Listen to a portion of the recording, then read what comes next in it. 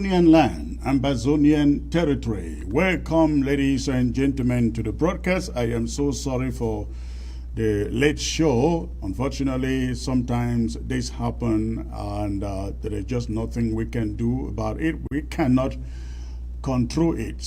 But I'm so excited you are all tuned in to be part of this broadcast. Please go ahead and let's get the platform populated as quickly as possible so that I can come to you with the presentation. I want to believe that all of you on ground zero in the USA, in Europe, in the UK, in South America, everywhere across the globe, you all had a wonderful weekend. We are coming here at the beginning of the week to update you and educate you with what is going on in the Ambazonian struggle.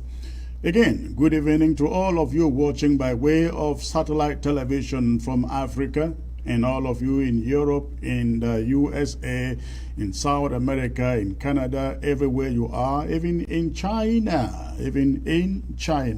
Thank you for joining the broadcast. And again, if you are watching by way of Facebook, please go ahead, hit your share button, and let us quickly populate this platform.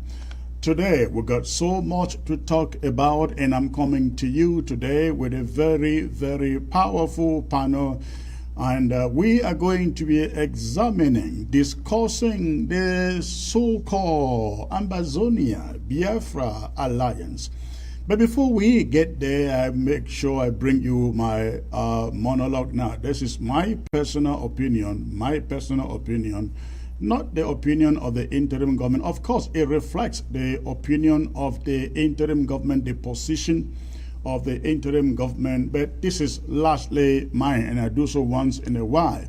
But again, it reflects what the interim government stands for, the interim government of Ambazonia. Please go ahead and quickly hit your share button to every social media platform out there, to WhatsApp groups, to Instagram, to Facebook groups, and Telegram, and so on and so forth. Please let us quickly populate this platform as I bring you very vital information about our struggle. Now, before I get started, I like to remind all of you, ladies and gentlemen, especially on ground zero, that right now you are very much able to receive ABC. It is much more easier right now to receive ABC. To watch ABC on ground zero is very easy, very easy. If you already have a free-to-air decoder, and you have been connected to free-to-air channels such as My Prime Media, Equinox, or CRTV, if you are already connected to any of these channels, My Media Prime, Equinox, CRTV, and others, then just retune. All you need to do to receive ABC is to retune, or to call it blind scan your satellite receiver. At the end of the search, you will have ABC, Amba TV together with all of Cameroon's news channels on the same die. But if you do not already have a free-to-air decoder, all you need to do is to buy one, get a satellite installer to install and install the channel for you. Please follow the crawler on your screen and get details of this information. I would like to hear from you on ground zero. We've already received lots of information. People are now able to access ABC easily. So please spread the information for those of you watching from ground zero. This is very important. Now I'd like to take this announcement also, ladies and Gentlemen, they drive 2021 draft is coming up. A scheduled meeting for sensitization that was supposed to take place this weekend was moved to Thursday the 15th. And so, this is very important.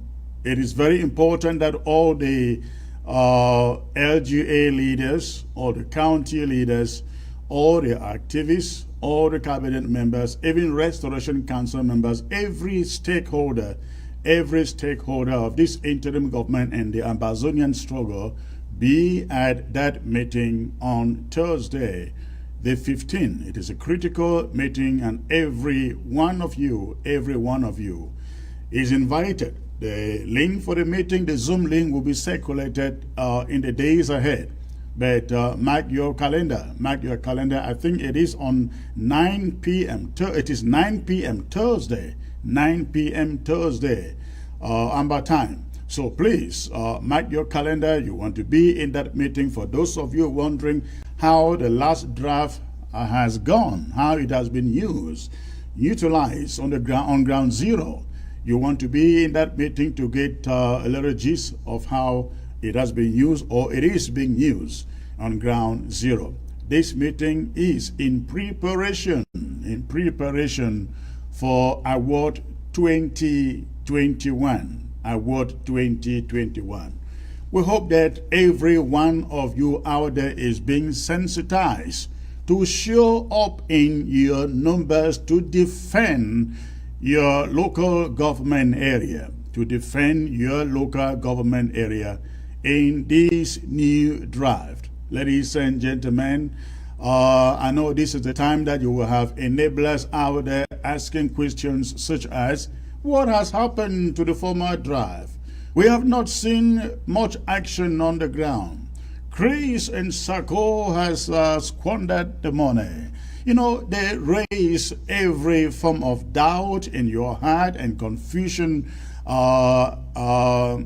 amidst our population to make sure that you are discouraged to go out and draft. Please, this is one of those moments you close your ears to every form of distraction out there from enablers and blacklegs and saboteurs of our struggle. We got to keep on drafting year in, year out, until we declare this war formally over, with victory and with our flag permanently raised in Boya. So please, if you are out there, I guess you do not want your LGA or your county to come last. Last year, the first three in the draft were Mezam first, then Momo second, Libialem third. I don't remember which one was fourth. Was it Fako? I think it may have been Fako. I think so. Yeah, that was the order. We need an upset. This time, ladies and gentlemen. So please, I hope that you are out there sensitizing every one of your local government member to show up and draft for your local government. Recall that you are not drafting for the interim government. You are not drafting for the National Treasury. You are drafting for your local government. That money will get into your local government to be used in defending the local government from the aggression of terrorists occupying La République du Cameroun soldiers. So, the ball is in your court. Again, that is coming up really, really soon, and you need to be in the meeting. That is coming up on Thursday the 15th. Now, I will quickly move to another subject, ladies and gentlemen. Again, continue to hit your share button. I will move to another subject, which is an update from an update from Inwa. Ladies and gentlemen, can you hold, please? I bring you an update from Inwa, and I have a correspondent with me on the line. But before I bring him on, I just want to give you a little background in here. We have learned that Fulanese went back to Inwa to attack the community. Unfortunately, our boys, Ambazonia Restoration Forces, this time were able to repel them, and they withdrew. However, they withdrew back into Nigeria. They withdrew back. The Fulanese withdrew back into Nigeria. However, we have learned that they are preparing a comeback into Inwa, and they are actually being sponsored by the regime in Yaoundé to destabilize that community and to grab indigenous land. That is in Inwa. With me, joining me here on the line is a comrade who has been very, very informative about this incident in Inwa. Hello, I would not like to disclose his name for security purposes, ladies and gentlemen, but just take the message. Hello. Hello, Satish. Thank you, sir. Thank you for joining me. Can you hear me? Okay, thank you. Okay, so tell us. It's been about 3 weeks now that we never talked for this Inwa incident. Tell us what it go on for Inwa at the moment. Krishna say how people don't talk so. We and people don't talk say we not go fit for Shidon. We couldn't hear how they kill people. Really 2 weeks now. How one power don't come out for go make it member. But other people they don't come out with the they come out with cow. Can put them inside a farm. A chop and rice. I put them for rice farm. You can holler them. So why they put them for a rice farm? They talk say if you talk they will kill you. Because you don't quiet. Well, only the next day, one come the day for inside cocoa farm. This Mbororo, they don't come for inside a palm bush for palm wine. They drink all palm wine for inside bush. They don't drink them all. But what now can't talk for person which probably they do. You want to be answer now for some place they call and say see for corner Savongari or to quarter for Cabo Savongari. So they don't talk say he don't the talk that they say what he say yeah when I become take cow put them for my farm why when I be doing so. See you go talk again. See no when I come up for dream my member which we don't do for now. That would people don't take now they choke you outside kill them. Now when this one happened. They want a bit like 2 weeks ago because we never talk about this palaver. Yeah. I want to remind you for that one. Because okay. We don't talk for that palaver. We don't talk for many things. We don't talk for this one. Okay. So this one like 2 weeks for instance Savongari for the other people don't carry this man who they don't took and bring them for Joe for a chief for city house. For say now not to bury this man. You will don't go. You join with the people to bring them. Come spoil within the people bury them. People younger people don't they talk say they will fight these Mbororo people. Now the Mbororo people they don't call some other Mbororo they make them come. They call them from where? Steve from Nigeria. They call the one for Nigeria, call the one they did around Savongari, where they did for that side for Ngu, the one they did for that side for Jato, they call them for telephone, make them come. Now, so when they want come, they want run now, come meet up now, con the people, inside will con the people. He one. Now, we no day for run. We con the people now hold you for them. Say must tell you who are the other people than they. The one between take you for go with them. Easter fight, she took some man, they beat him now, he died too. Now government don't they don't talk say make them that parliamentarian for one. Mr. Adamu. Yes. He said enough he do know nothing because government not get power to do anything for help. Now only force and that they don't bring nobody. But Bororo people now they don't go call other Bororo them. They want for Nigeria. So one before Friday, they don't come again. Plenty. This last Friday? Friday, so we're in 3 days, maybe 2 days. So. Yes. They don't come say they won't come job younger people again. For kill we now we do for they don't stay for the all life.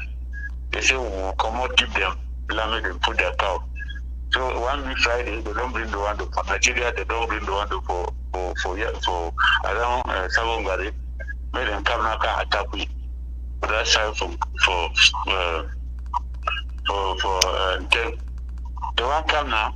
When younger people don't try to talk to me, this Ambalona avoid them. That restoration forces made them help protect the population.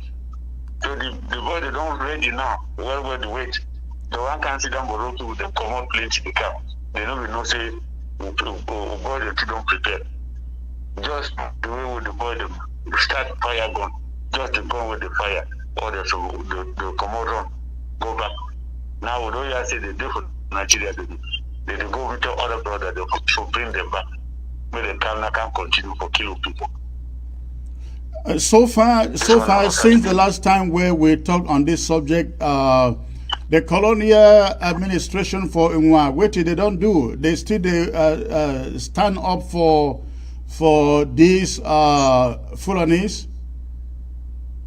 They never catch no one Bororo man. Even the one where they don't come, so can't took this power at the top, they die. All government know the people there. They know outside and they never catch no one. They never talk no nothing. They know they do no nothing for hell of people. All my people they suffer. All contribute to suffer. Oh man, this part now old man we don't this one be around 75 years. When they don't catch you before. You can all that a killer to try for them. Bring your mimbo. If probably they for farm they do not a cocoa. They can scatter all the cocoa. Now, how about the refugee situation for Nwa? People that still run out for go to Nigeria, for go hide themselves in refugee camps? Plenty people don't come out. Plenty people don't come out because government for La Republic they do no nothing for help the people. And Bororo they go, they come, they only increase now for increase. People don't run there for their farm, them all. People don't run for their house, them all. They want to want them. So someone did go for that side from Taba, someone did go for that side for Magba, someone did go for that side for banking. But plenty don't go for Nigeria. Plenty don't go for Nigeria. Go still for this. Plenty people don't run go for Nigeria. And the see what they do for that for village them. They come up go join up for some one village or stay for together because if they go one they will kill them. So people know the work farm. Even government for Savongari they do for one. Do for one don't give order. To make no farmer, no whole cutlass, no whole hole for work farm. That one, nothing will the work farm. So they don't talk say, maybe they no see man with you, who maybe they no see man with cutlass. So how farmers for that place then they do for go whole farm? Now. They don't go farm because government don't deny say maybe they no whole, maybe they no whole cutlass. How you go farm now? When you go farm, they will catch you because you don't go cutlass. They know they eat. How they don't pass cow now for chop grass now. They chop like bed now. The one who they don't see for tree, they harvest and chop them because no man no get right for go for farm. And Bororo people they carry their gun. They know they catch one man with a gun, but they don't catch now with country people. for not take cutlass for not take for go farm. Now, tell me, will be discussed before, and you tell me, say, this Mbororo, as they may be kicked out by the restoration forces, they regard for comeback for Nwa. Tell me what you know about this. Now, so when they don't go, the church said they will come, do how they will do it first time, just come, they kill people, the whole village.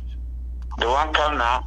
The way this Amazonia restoration force, they throw gun, they kind of gun where they shoot. The way they shoot them, they'll come out run.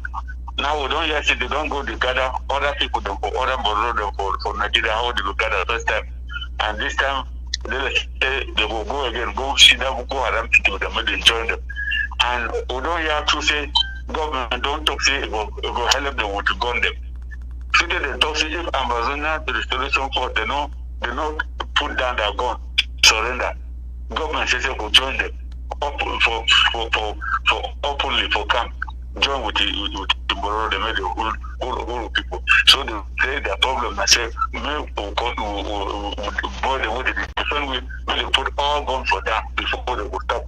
If they not put them, government will join them for the begin fight. And I think where they don't see them, we keep them with the parliamentarian, they talk for meeting. All right. Thank you for this update. I hope so when our community, when they work with the restoration forces and the interim government for see where if it be done for this situation. We just want to make people them know say we have them in mind. Unfortunately, all that we fit for do now for make sure say the Amazonia restoration forces they be equipped enough for with the one crisis now we people of the United Nations not the camp for Helen Week. We people like African Union not the camp for Helen Week. Now only Cameroon government where they talk say it look on we. Enough in look on we. It leave people that they can't kill we. People what they know say now we do for this land. This Bororo people come out now for come out come to we. But they don't give land for Bororo people. This land for who we get a farm. Now, we too don't talk say if government, if the interim government, to help with people there. Because now, we don't get, even all the power they be taken, wrong with them, Bororo taken, wrong with them, share them with the government people there. All go with them, they don't catch them. Even foul now, we don't run all, they can't take no foul, they kill them. So we don't get something for sell them. Join money. Give this boy the made him help this for defend we. So if interim government not help we, I'm saying Bororo people they will finish all week. All right. Thank you. We're out of time. We are out of time. I also want hope say the LGA and Donga Mantung County as a whole they try to do fundraising as best as they can for rescue this situation. Thank you. When I get back next time, we will talk about this again. We would like to find out what is happening. Thank you. Thank you, Mr. Chris. Thank you. Okay. All right, ladies and gentlemen, that was it. That was it for what is going on. What is going on in Nwa, in Donga Mantung. The invasion of Nwa by Fulanese in Donga Mantung, precisely in Nwa. I want to take you right now to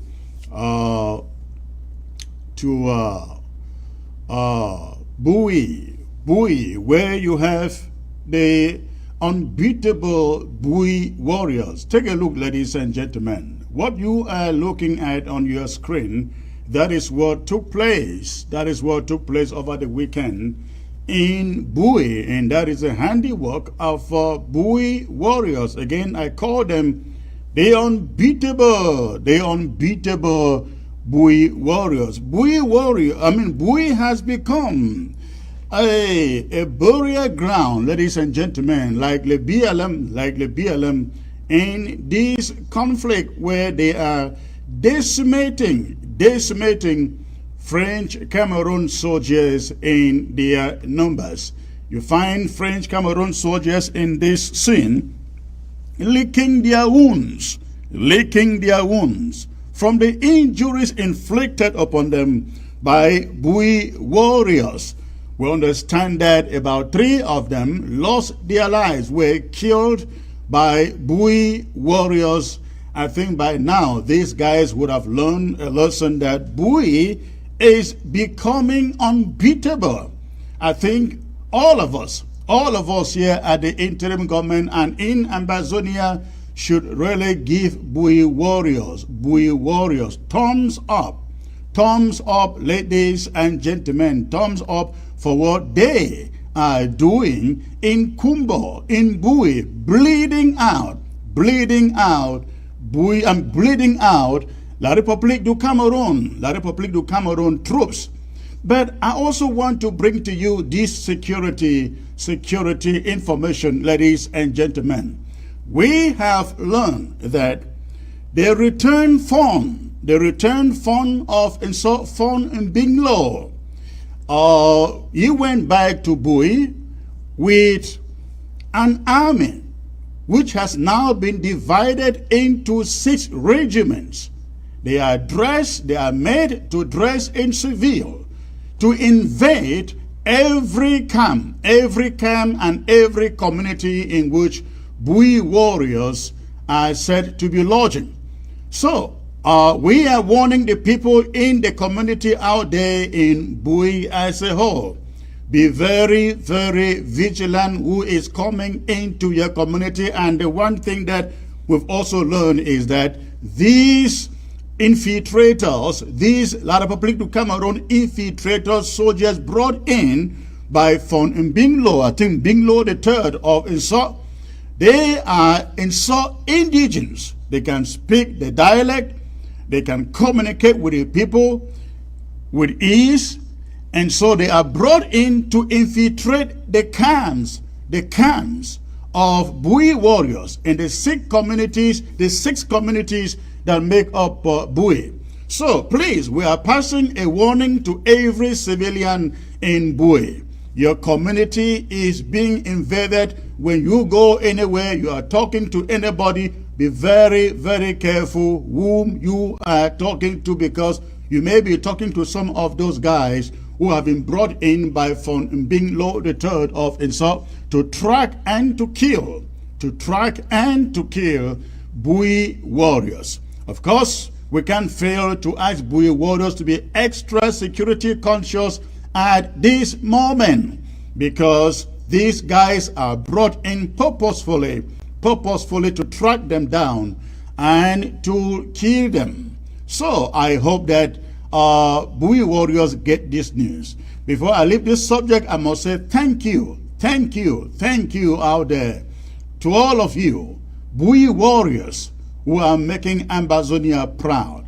If this was all about Bui warriors and some of the fighters around Ambazonia, I bet you this thing would have been long over. It would have been long over. I want to, on behalf of this interim government, send our thanks, our appreciation to all the fighters, all the warriors out there in Bui. God bless you all, and may He continue to protect you, give you wisdom and strength to continue to do what you know to do best. God bless you all. Okay, ladies and gentlemen, at this moment, I will take you to the main subject of the day. I will take you to the main subject of the day, which is my monologue, which I titled The Emptiness in Biafra Alliance. The emptiness in the Biafra Alliance. I am so sure that most of you have been so bitter about this, to the extent that it just takes some maturity for you to hold your peace. But I come to you with good news. There is just no reason, ladies and gentlemen, for which you should be worried or troubled about this stage played so-called world press conference out there by Cho Ayaba and Nnamdi Kanu. And so, ladies and gentlemen, I'd like you to sit still and as I bring to you my monologue for the day. After the monologue, I will be bringing in the panel for the day. The panel for the day, and they will give their take on all what this is about. On what this is all about. So please, as I bring you the monologue, continue to hit that share button. The supposed world press conference of last week between Cho Ayaba and leader of one of Biafra's factions, Nnamdi Kanu, has drawn a lot of fury and outrage from the majority of Ambazonians, both in ground zero and in the diaspora. And rightly so.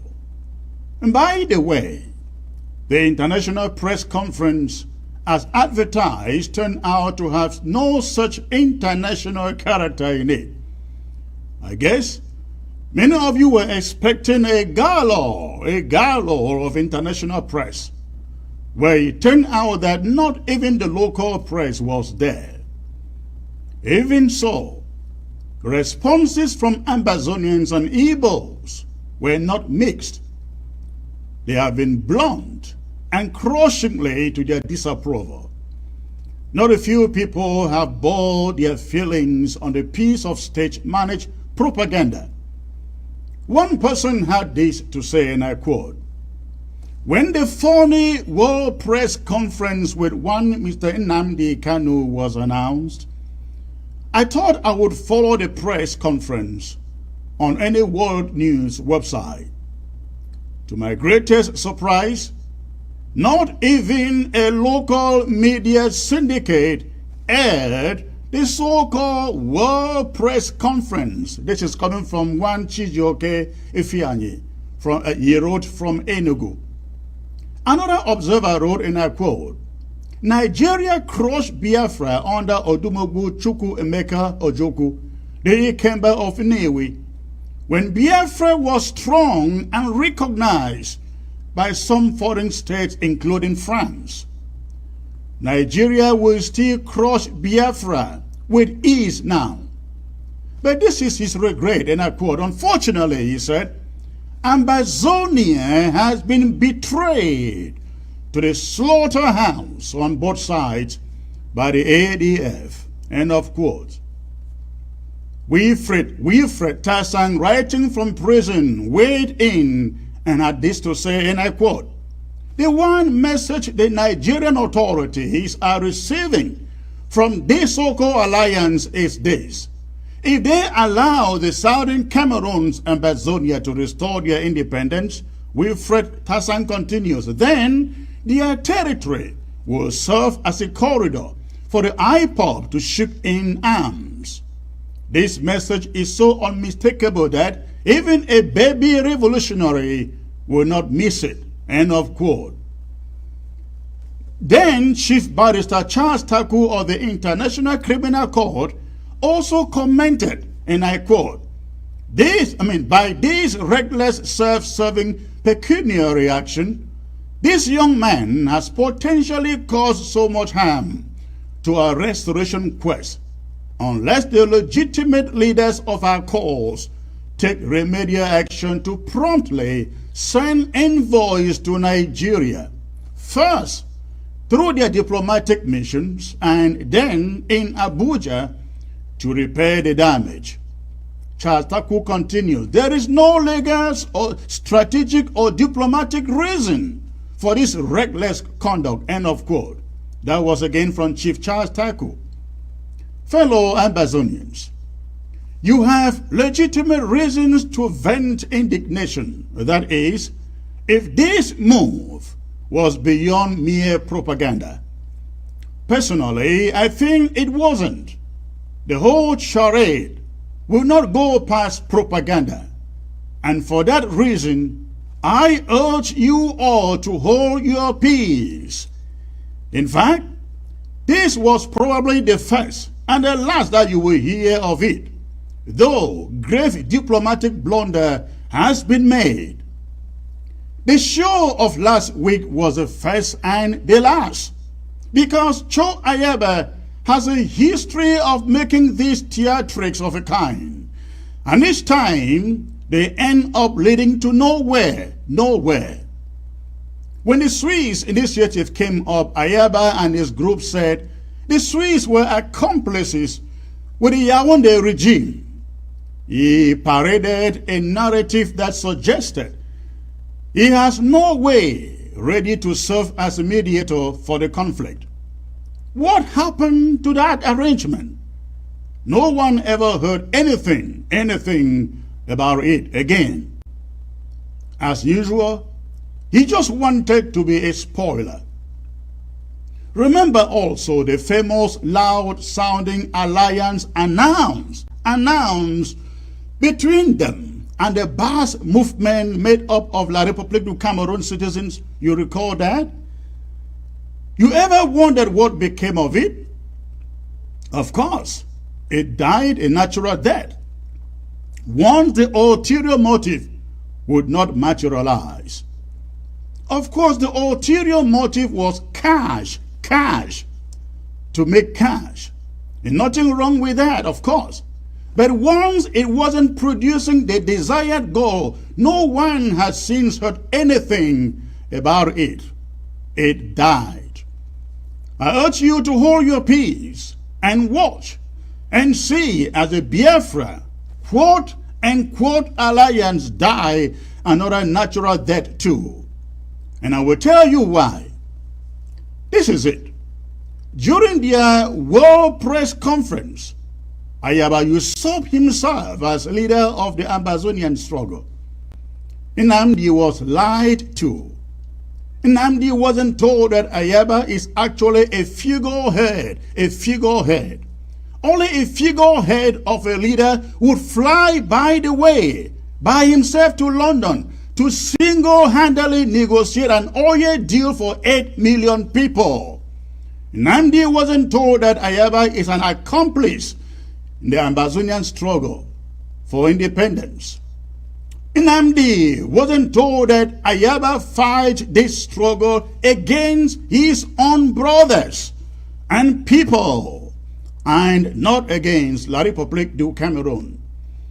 Nnamdi wasn't told that money has changed hands on several occasions between Ayaba and La République du Cameroon. Nnamdi wasn't told Ayaba prefer alliances with foreigners such as the Bas movement, to his own counterparts in the struggle. Nnamdi wasn't told that Ayaba's resume in this struggle is tainted with the blood of his own people, killed by scattered fighters allegedly belonging to him. Nnamdi wasn't told that, unlike him in Biafra, Ayaba has supervised the killing of Ambazonian chiefs and threatened to be ahead even more who dare challenge his exorcists. Nnamdi wasn't told that the only thing that puts the face of Ayaba in the Ambazonian struggle is the act of kidnapping, abduction, and ransom taking from the very masses he should be fighting to defend. Nnamdi wasn't told that all that Ayaba wants from the alliance is cash and bragging rights. Nnamdi should rest assured Ayaba takes nothing to the table, because he has nothing. If indeed he did, won't all of us have seen it for the past 4 years and counting? He has nothing to show in the course of 4 years of this conflict. What is it that he hopes to take from Biafra, or to take to Biafra, ladies and gentlemen? Nothing, and I mean zero. Perhaps even more complicated is the contestable leadership of Igbo struggle that Nnamdi Kanu claims to be anointed leader. In Igbo land, you have three major groups contending for leadership of the Igbo cause. It is no overstatement to state here that Nnamdi's IPOB isn't the most popular of the three. Nnamdi has done well, though, to build an army that is very visible, a large one in that matter. But the mainstream in the Igbo, I mean the overwhelming majority of Igbos, they do not recognize Nnamdi as their leader, despite his visibility. Within the Igbo community, Nnamdi is rather a controversial figure, a very controversial one. Within the Igbo revolutionary movement, you have Ohanaeze, the largest Igbo sociocultural worldwide group. You also have MASSOB, Movement for the Actualization of the sovereign state of Biafra. And then you also have IPOB, Indigenous People of Biafra, the group that Nnamdi is leader. Ohanaeze, the largest and most popular of all the groups in Igbo land, doesn't believe in an independent Biafra country. They preach one Nigeria, howbeit restructured to take away dominance from Hausa Fulanese in the north. They crave an Igbo presidency in Nigeria, though they will gladly welcome an Igbo nation, even if it is achieved by Nnamdi. Its sheer size kind of make it impossible. MASSOB, Movement for the Actualization of the State of Biafra, is equally very influential. Between 2005 and 2009, they reenacted and circulated the Igbo currency and an Igbo passport. Like Nnamdi's IPOB, MASSOB preaches an independent Igbo land, cut off from Nigeria. It believes in achieving this through a non-violent method, even though the Nigerian government has labeled them as a terrorist group. They command quite a huge amount of support. We are told they are larger than that of Nnamdi in Igbo land.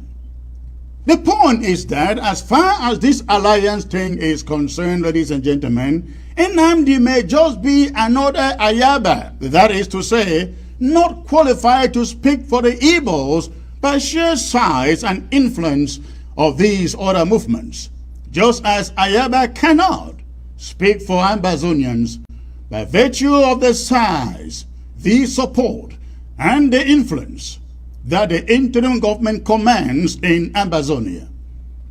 For those who want us to believe there is some strategic gain to be made out of Ayaba-Nnamdi alliance, maybe there is one to be made for Nnamdi. But for Ayaba, no. None that we see for Ambazonia. If anything, it is a minus for Ambazonia, one that could lead to ECOWAS and the African Union, if they had any interest at all to intervene in the Ambazonia conflict, to do a rethink, fearing a free Ambazonia could become a panacea for neighboring Biafra. One thing we must not take lightly, though, ladies and gentlemen, is to want to think that Nigeria will say, oh, it's small Ayaba, he's a little guy, he doesn't speak for Ambazonia, and Ambazonians detest him. He's not the legitimate Ambazonia leader. No, not at all. We cannot make that mistake. Again, we cannot make that mistake. This is the thing. Ayaba has knowingly or ignorantly given Nigeria the ammunition with which to come after our struggle, with the full weight of its military, its diplomacy and political machinery. As obscure as Ayaba may be, what he has done has made all of us, collateral damage or accomplices. He has knowingly or ignorantly played La République du Cameroon's game by proxy. If Ambazonians do not take to Twitter and tweet every Nigerian government official, the storyline will be that Biafra has joined hands with us, Biafra, to fight La République du Cameroon, and after that, to fight Nigeria. We would be seen as wanting to destabilize Nigeria. Our refugees will be picked up and jailed in Nigeria or transferred to Cameroon, and Nigeria will report them as Ambazonian terrorists. The Cameroon police will in exchange begin picking up Igbo youths anywhere in Ambazonia, tagging them as terrorists and taking hefty sums of ransoms before releasing them. Since Nnamdi's faction is considered a terrorist group in Nigeria and in ECOWAS, even across the globe, do not be surprised that they start calling us terrorists too. A message La République du Cameroon has always wanted to see resonated. We have been waiting for the AU to weigh into the Ambazonian case for years. If they were prepared to do so tomorrow, expect it now to be delayed, maybe for another decade. Thanks to Cho Ayaba's immaturity. Cameroon will now be able to convince the African Union that Ambazonians are terrorists. And guess what? They will have an ally, the big Nigeria, to concur and to support, thanks to the exorbitant callousness of Cho Ayaba. These kinds of alliances, ladies and gentlemen, that he is in the habit of gunning for, it is hard to imagine what the gains are. The alliance with the vast movement of La République du Cameroon was worth nothing. And this one too is equally meant to produce nothing. In the point where the Ambazonia struggle is, or at the point where the struggle is, you seek alliances with countries, not with secessionist groups. Secessionist groups have nothing, and I mean nothing to offer us. They cannot give us money because they too are needy. They cannot give us arms because they can never have enough for themselves.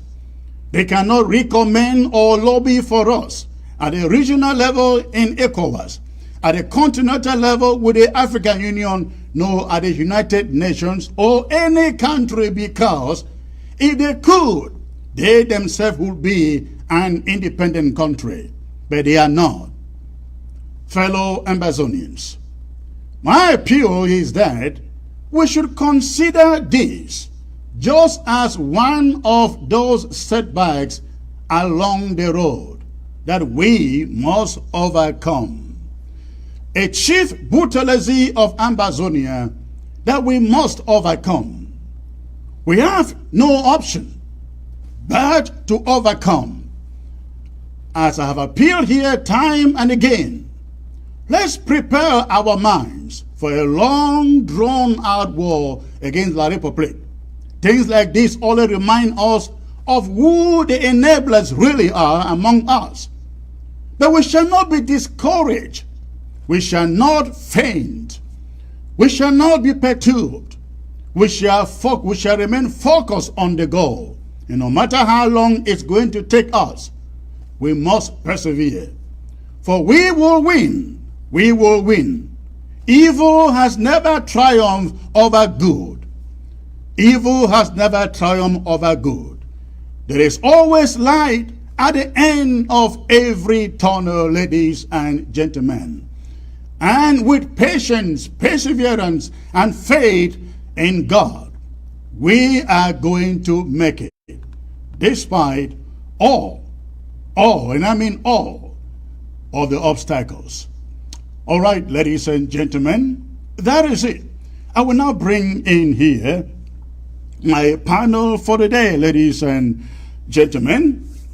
I am joined here today by Comrade Barrister Ghana Valentine, joining me from the state of Arkansas. Also joined by Barrister Timothy Mbise, joining me from the state of Pennsylvania. And also on the line, joining me, ladies and gentlemen, from London, Barrister Martin Tumasang. Ladies and gentlemen, such a privilege to have all of you back here on the set. I will start with you, Barrister Tumasang, because you have a piece out there. You have a piece out there that essentially gave thumbs up for what, as you listen to the introduction to my monologue, many Amazonians and even in the Igbo community have condemned as an act of political and diplomatic immaturity from Cho Ayaba. Do you still stand by your position that it was the right thing to do, sir? Chris, I still stand by the position that it was the right thing to do, and there is very little which will happen either to Amazonia, to our refugees, or to our reputation. First, this is not the first time we've signed such an accord. I will start by telling you about Cabinda versus Amazonia. Cabinda, for those who don't know, just to give them a background, in 1885, Cabinda, under the Treaty of Simulamboko, became a protectorate under Portugal. And then in 1956, instead of Portugal continuing to run Cabinda, it transferred the administration to Angola. And then Angola in 1975 got independence together with the enclave of Cabinda as part of Angola. So now the people of Cabinda started fighting for their independence. We have FLEC that is there fighting. They are just similar to Biafra. I'm telling you today that Amazonia has signed a similar accord with the people and the group fighting in Cabinda. We were not term terrorists. We were not blackmailed internationally. This is not the first time we are signing such an accord. So there is anecdotal evidence to show that these accords, they sign them, they mean nothing. If there is any benefit that can come from there, let's go. I told people, look on and hear what this guy Kano has to say. If there's any benefit, fine. If there's no benefit, it's a non-issue. We move on with our lives. We've signed such an accord. It's written. I've seen the accord we signed with Cabinda before in the past. So there is nothing new here that will bother me. That is the first thing I will say. The second thing I will say is anybody who is saying that this accord would harm us, will do this, is a fraud. This accord was signed in October 2020. The SS, Nigerian Secret Service, knew the accord was signed. Not a single person in Nigeria arrested. Nothing has happened. It's a non-issue. The press conference. I'm sorry, when did you say the accord was signed? In November 2020. This was just a press conference. They had signed this thing long ago. So it's not something between who and who? Between Ayaba and Kano. So the accord was signed. That is quite revealing because I don't think any we were aware of that. So the accord was signed since November 2020. Sorry? So the accord was signed since November 2020. Yes, it was not signed on the day of the press conference. And nothing has happened. They just came public to talk about it.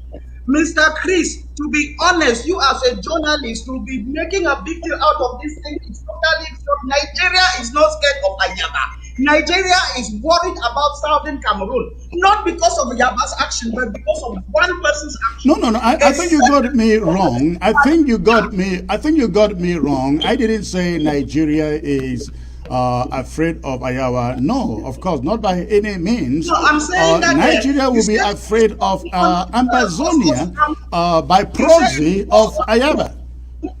No, you say it will cause us harm in African Union, in ECOWAS, and you list all these things. I'm saying the harm that it will cause us is not being caused by Ayaba, it's being caused by a certain person, Let me explain to you why I said so. You will recall that I went to Nigeria. That was 2000 and was it 2019 when Sisiko and the rest, they were abducted by the Nigerian government in complicity with the Cameroon government. I went to Nigeria. Yes.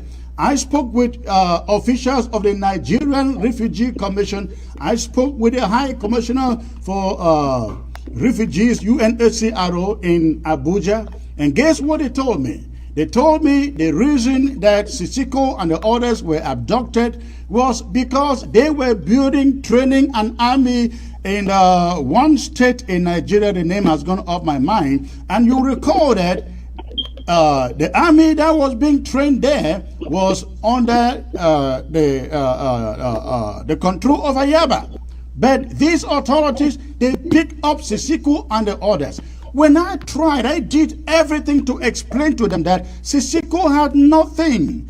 He had nothing to do with that army being trained in Nigeria. They didn't believe me. They told me, what is the difference? You are all the same. You are all separatists. You are all secessionists. So, in other words, what Ayaba was doing there led to the abduction of Sisiko, Tasang, and the rest.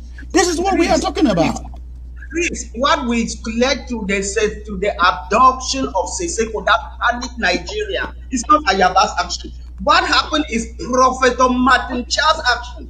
Professor Martin Charles crossed the international boundary and went and is claiming 3 states in Nigeria, in which were former northern Nigeria, to break Nigeria, carve them, take those 3 states, come and join with Southern Cameroon. Comrade, no, I think you are shifting responsibility. Martin Chair has made that claim for the duration of this entire struggle.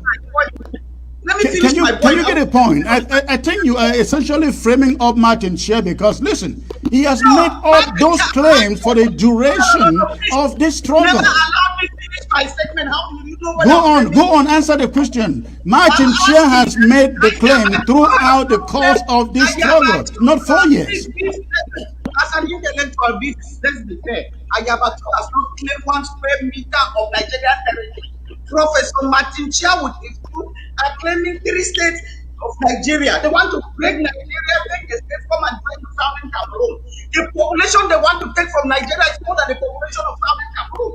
That is where panic. Nigeria formed the secret service for Nigeria, formed the whole group just to monitor their movements. They did raid in Karaba, in Maiduguri, and the rest, captured a lot of people. Those people have been coming to Bamenda to have meetings, more than 25 meetings they have. That is where Nigeria is panicking.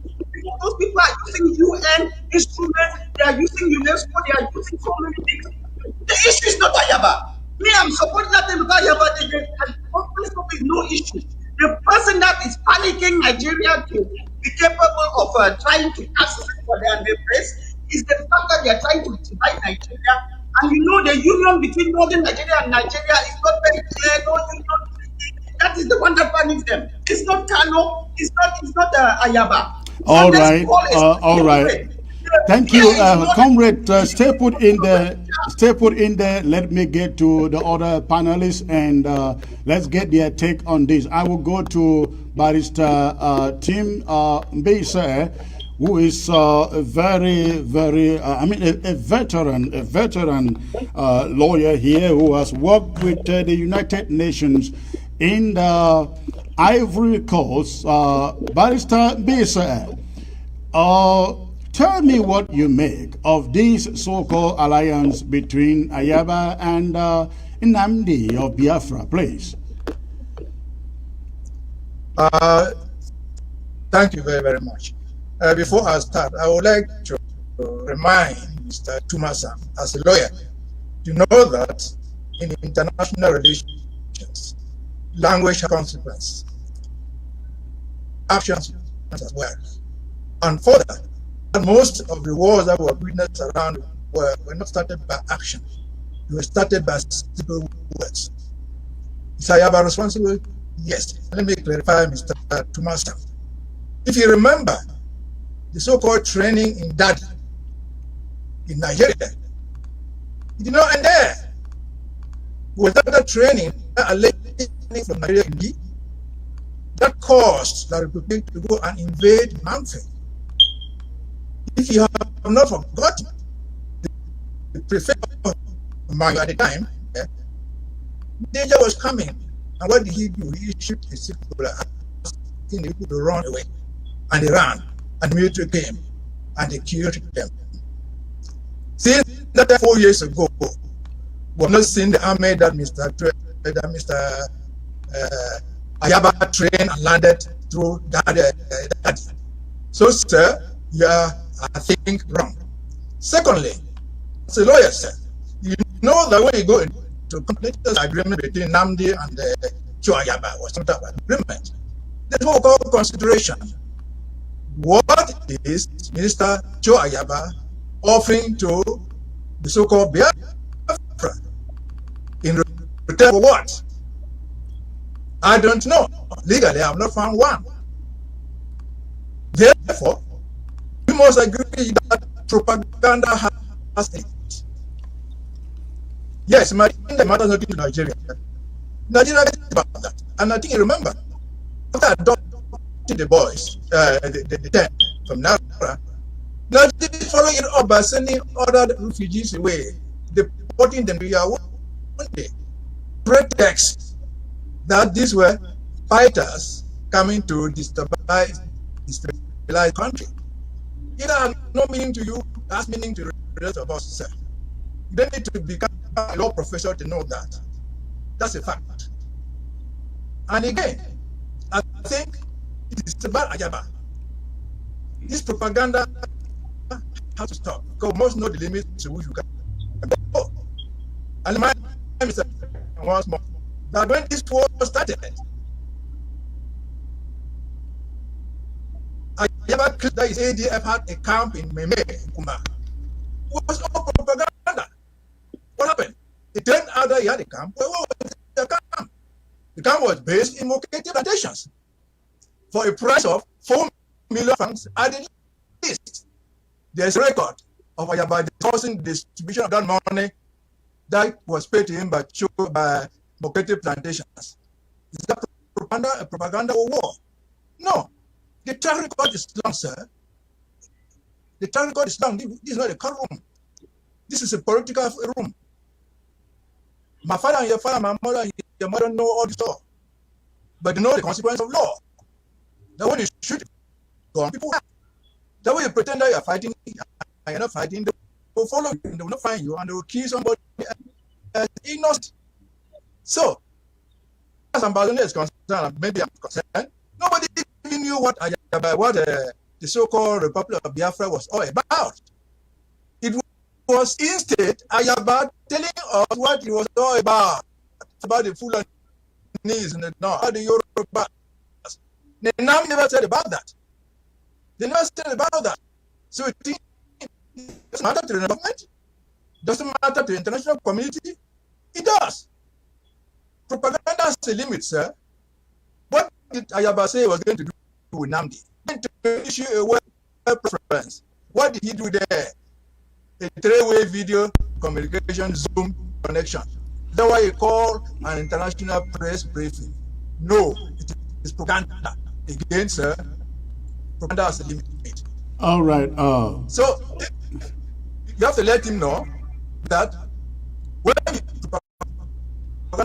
all right, Barrister Mbisa, we're having issues with your audio. It breaks a lot. It breaks quite a lot. I doubt whether the people out there get you. I will have you log back out and log back in using the same password that was given you to see whether the audio can improve. While you do so, let me move to Barrister Valentine to bring us his take on this. And I will ask the same question, Barrister Valentine. You listen to Barrister Tubasang and you listen also to Mbesa. You listen to my monologue. What is your take on this so-called alliance? What are the benefits, if any? Thank you very much, Comrade Chris, and thanks to the other members of this panel for their input. Let me first start by saying, by the way, just by greeting our restoration forces on the ground who are fighting, who are sacrificing their lives, and to greet everybody and kudos to everybody who is contributing to this struggle to free Ambazonia. Regarding this issue of Dr. Cho Ayaba and Nnamdi Kanu, the first thing I want to say is that, I mean, we have to start looking at Africa from a very global perspective. And the breakup of Nigeria is not in Ambazonia's interest. The breakup of Nigeria is not in the interest of the Africa sub-region. The breakup of Nigeria is not in the interest of Africa. Having said that, they are looking at this supposed alliance between Ayaba and Nnamdi Kanu. One thing that I observed in this struggle from the beginning is that whenever you are a regional power in any area of the world, I don't care if it's the Soviet Union in that region, I don't care if it's China in Asia, I don't care if it's the United States around the world, but specifically around the Atlantic and around Europe. Whenever there is a simmering conflict going on around your borders, and if there are any Nigerians in authority listening, this message is really meant for you. Whenever there is a simmering conflict going on around your borders, and you either ignore it or you become expedient. And what do I mean by expedient? Expediency is doing something contrary to principle because it is advantageous.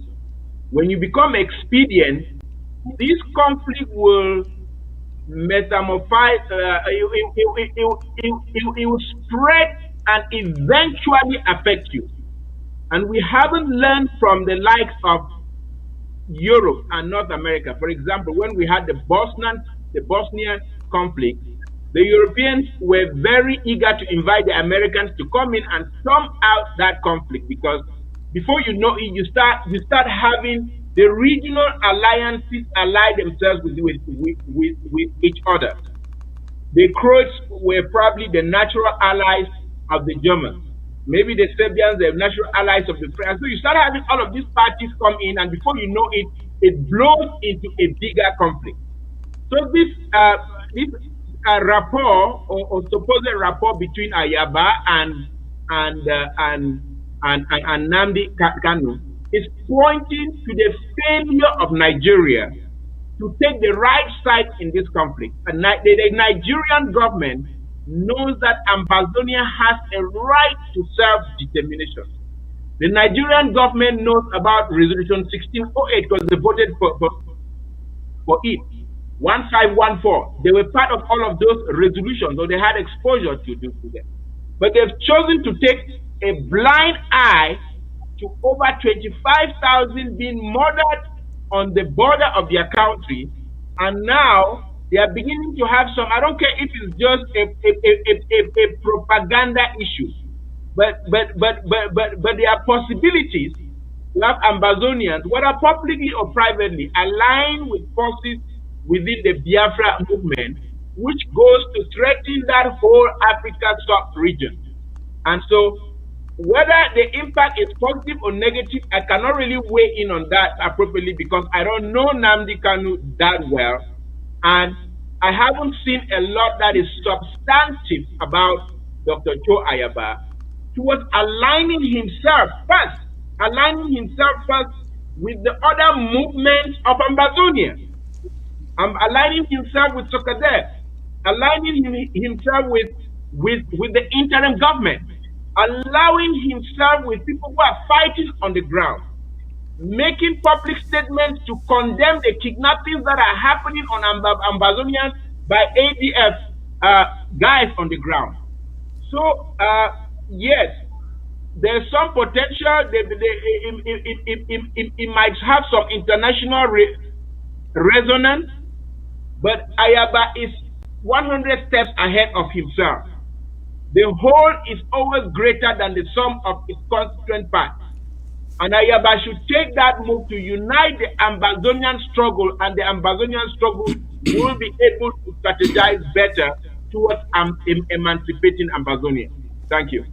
Thank you. Let me get back to Barrister Martin over there. Barrister Martin, you made mention of the fact that this deal was signed since November last year. Since November last year. If I may ask you, if you are a supporter of Mr. Ayaba, what do you make of the fact that Ayaba has reached out to the BAS movement, this Francophone movement?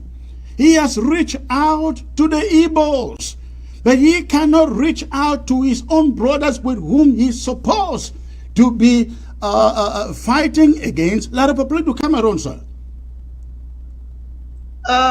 Secretary Chris, I'm not here as a supporter of Ayaba. I'm not defined in any group. If I see interim government, get me right. Get me right. This is the question. This is the question. If you support, okay. If you support Ayaba alliance with BAS, you support it with Biafra. Why should you not say to him, why not work with your own brothers? For a start, I don't support the alliance between Ayaba. That one is not something which I support, any alliance with anybody in La République. The one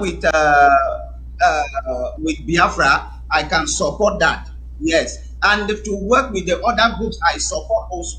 The principle of working with his brothers, that principle everybody wants. But we don't know how to get it to work, Secretary Chris. It's how to actualize it. That is the problem of everybody. They fight, they abuse, they do stuff. It's not working. There is nobody who will not say work together.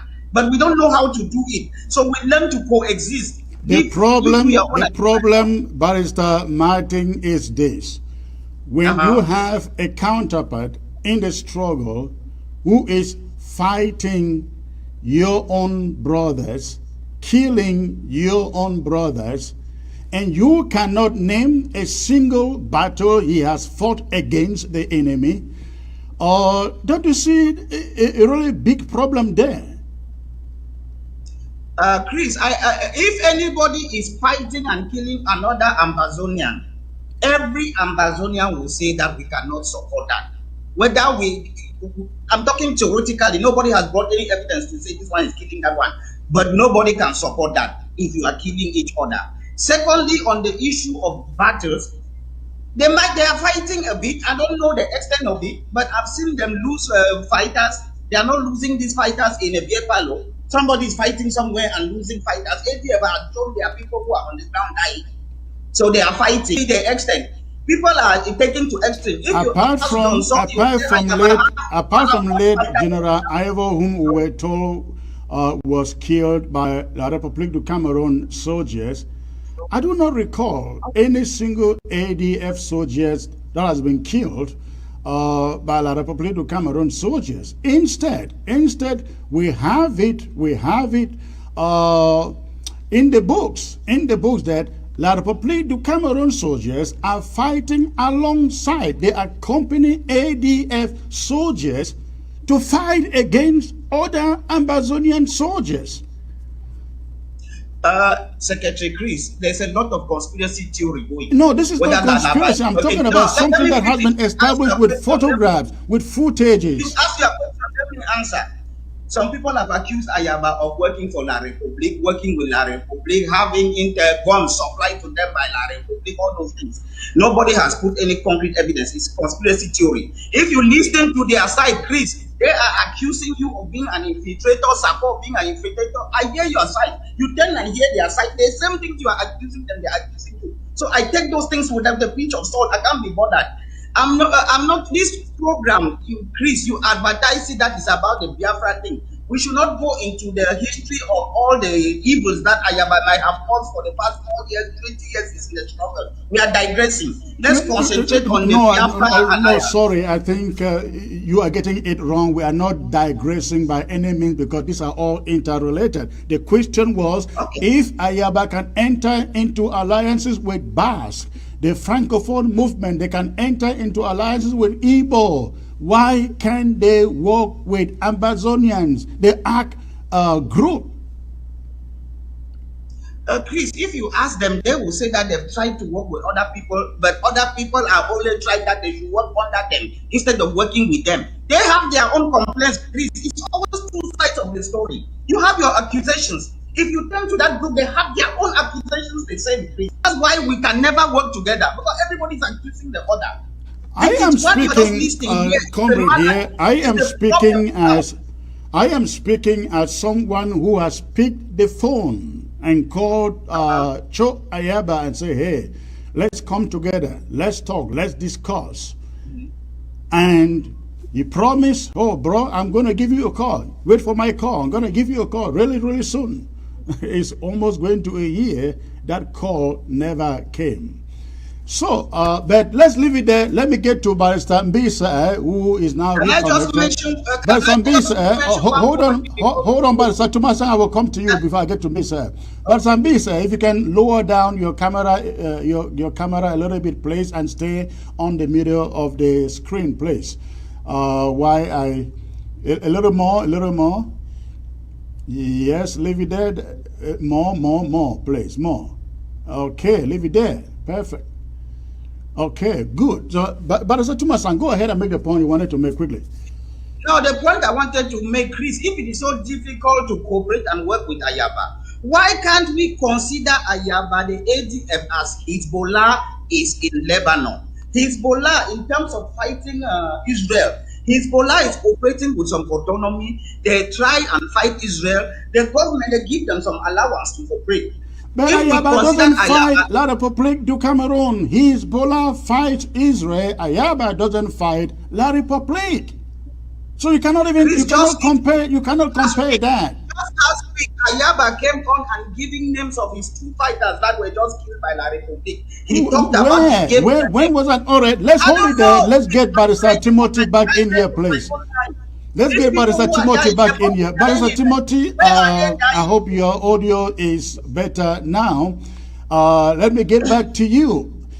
I'd like you to finish your thought on this Biafra thing, because we were making that point. It was very solid, legally solid. Unfortunately, the audio wasn't good enough.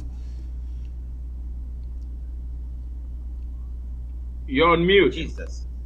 Yes, go on. It's okay, go on. If Mr. Kumasang wants evidence to show that Ayaba kills other fighters, you don't need to go far. Go to the records. The recorded messages from Tabang Ivor, his press secretary. Just ask him. It's written down. It's recorded. So you can find out. We don't need to waste time there. I was saying that as far as the Namdi thing and the Biafra issue goes, that are you getting me? Yes. Yeah. We can hear you now. Yeah, that Mr. Tumasa, as a lawyer, you should know that agreements like that are called contracts. There's a consideration, what you give in return for something. So in this alliance between Biafra, so-called Biafra, and Cho Ayaba, what is Cho Ayaba giving in return to Biafra for what? What is he giving up? In other words, what is Biafra benefiting from him? I don't find it. And I was telling you that if it's just considered it propaganda, fine. But know that propaganda in war has consequences. Ordinary statements in war have consequences. And in fact, most wars are started with simple statements. If you did not realize that propaganda has meaning in this struggle, I was referring you to the earlier propaganda, which are not called it propaganda, made by Mr. Cho Ayaba, that started the war in the first place. It is Ayaba who is on record for saying that he was invading, he landed in Cameroon through Daddy. It is that propaganda that led the Republic to go and attack Manfred. And I reminded you that, unless you forget, the prefect of Manfred, a good guy, based on that, he told Aput, run away. They ran into the bushes. He informed them, run away, danger is coming. Why? because Ayaba had said that he had landed 4 years today. Where are the troops Ayaba landed in Dadi? Did that propaganda make sense? No. Did it cost lives? Yes. It is still costing lives. And was reminding you again once more, unless you forget, that after the adoption of the Naira 12, Nigeria did not stop there. They went further to deport other refugees in Nigeria on the pretext that they were fighters supporting Biafra. If you didn't know that fact, cross-check. That's the fact. So based on all this, will you say that thing is worth the pain? I don't need to go far. Mr. Ghana just reminded you that Nigeria was at the United Nations when Resolution 1608 was passed. But that's not even the point. The Federal Republic of Nigeria in 2002 entered a consent judgment to bring Southern Cameroon issue to the international forum everywhere. That was just Obasanjo's government less than 10, 15, 20 years ago.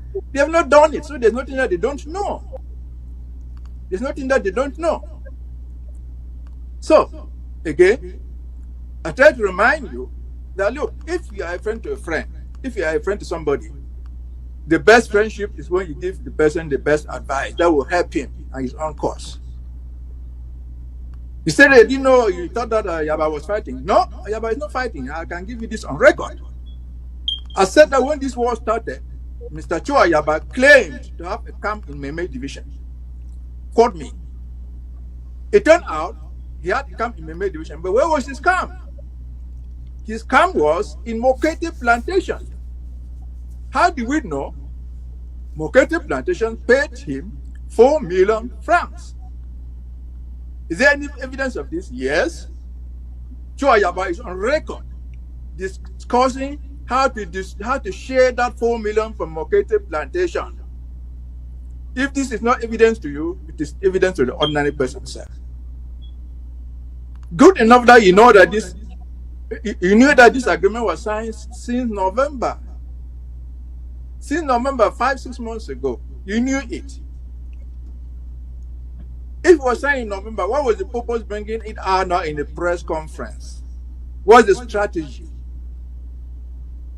All of us agree, or most of us except you, agree that the whole strategy is to force Nigeria to join the Republic to fight Ambazonians, to tag us as terrorists, trying to destabilize the country. If you don't see it this way, so be it. But that's a fact.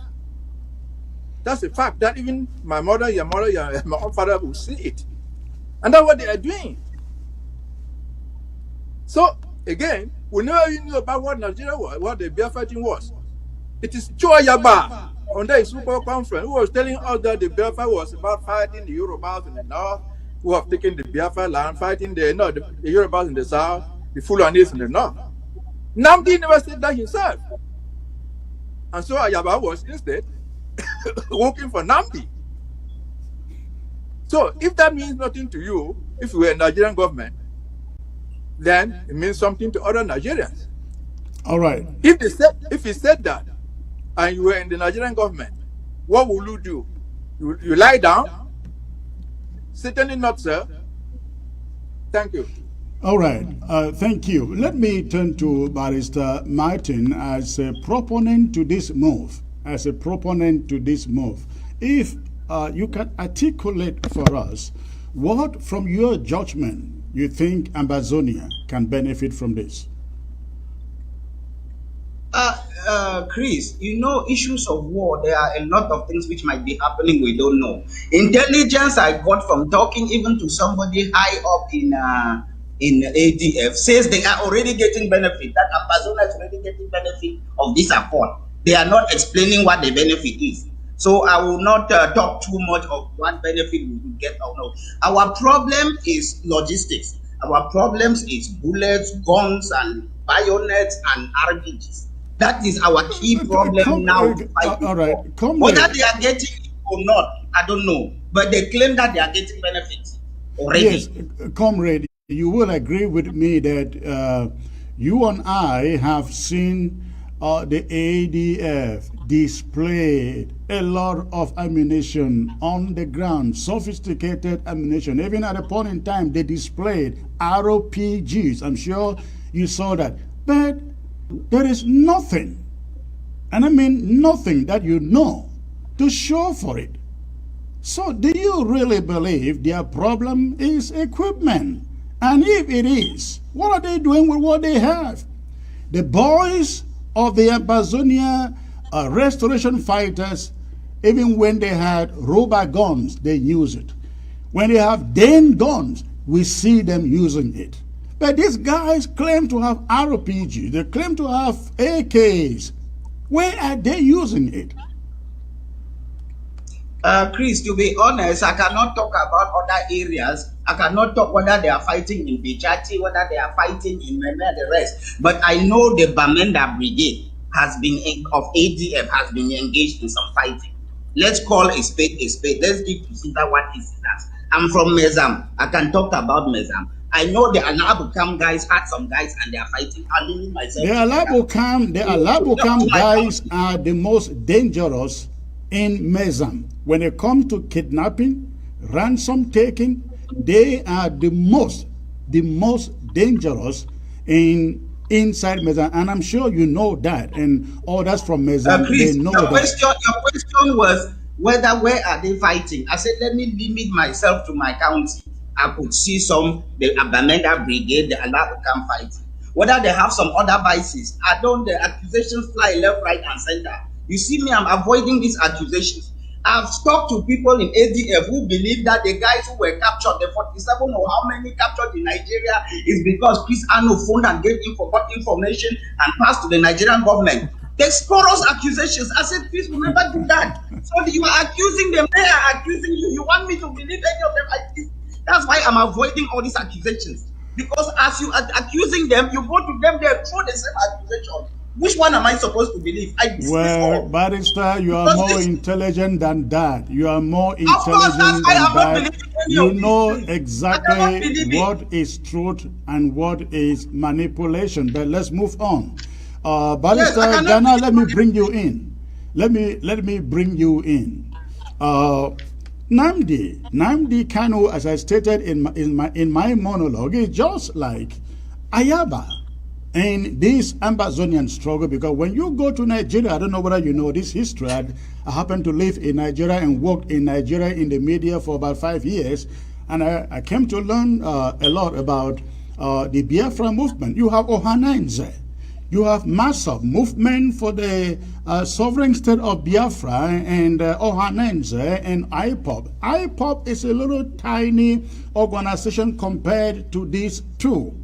MASOB has actually reprinted Biafran currency, and they were exchanging at the Benin-Nigerian border, and even Obasanjo had to comment on it.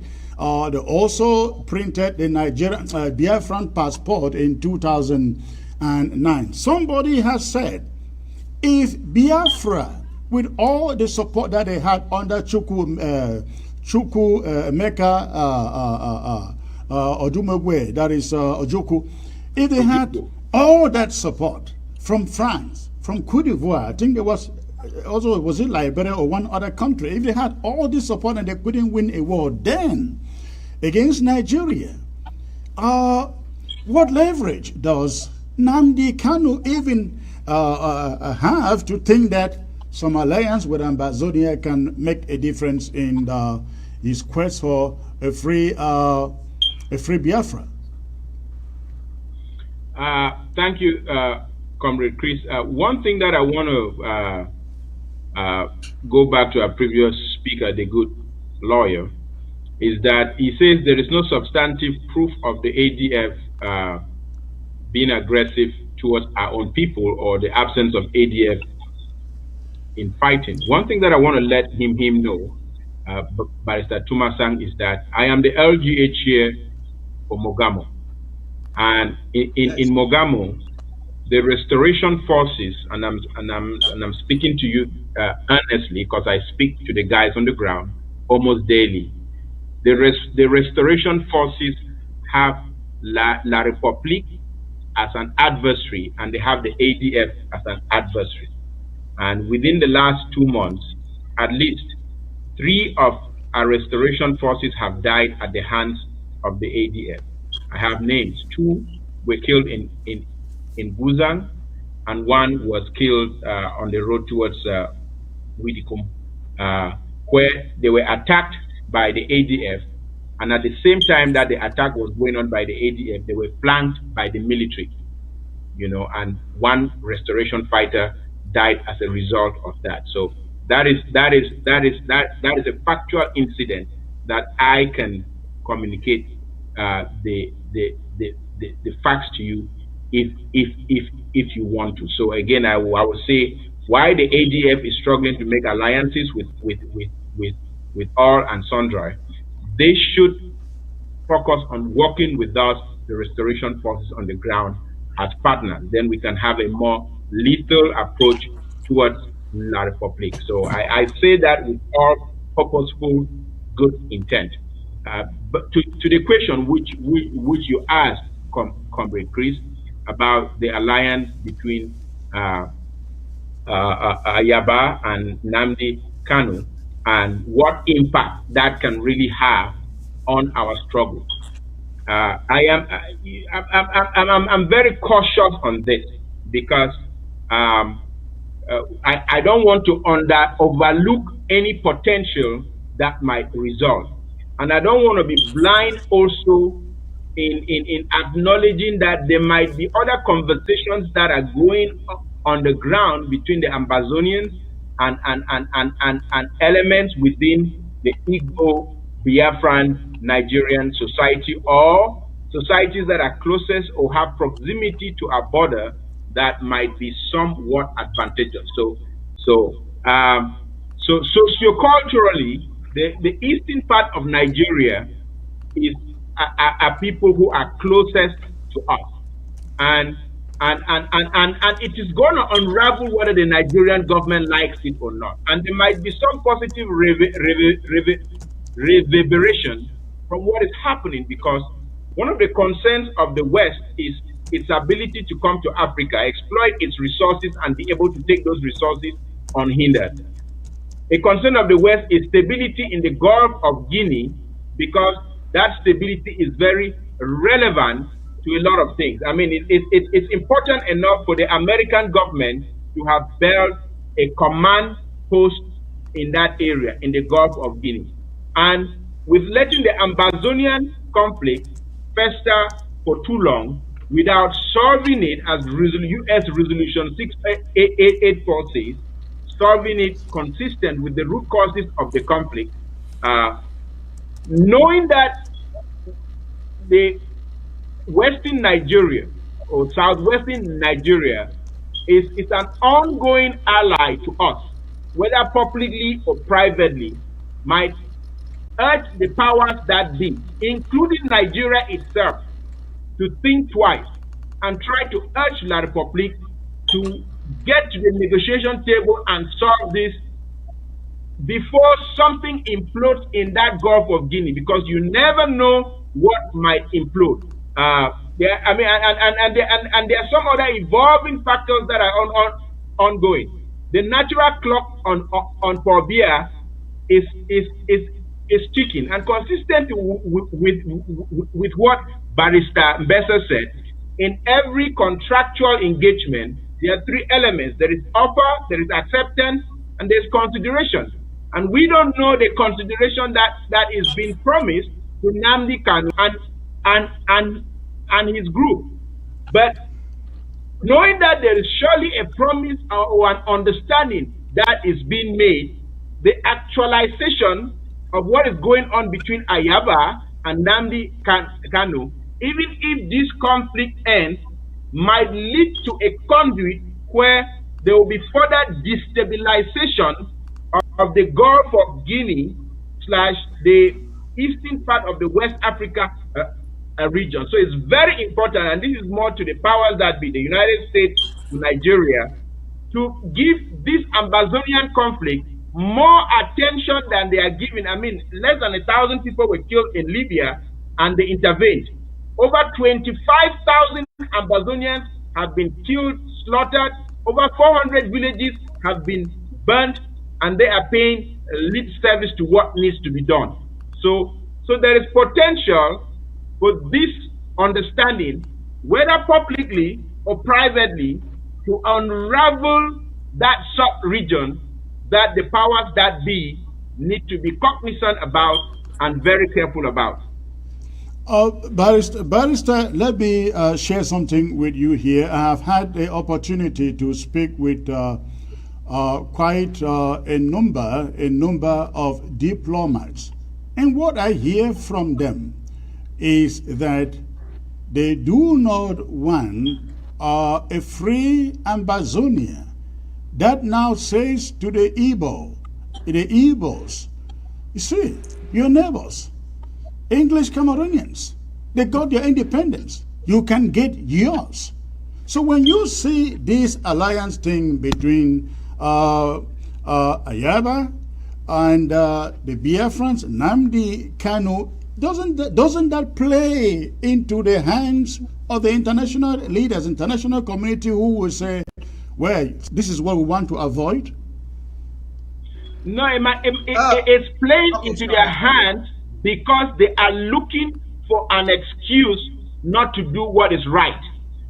Biafra is very different. There is no international treaty that established Biafra as an independent country.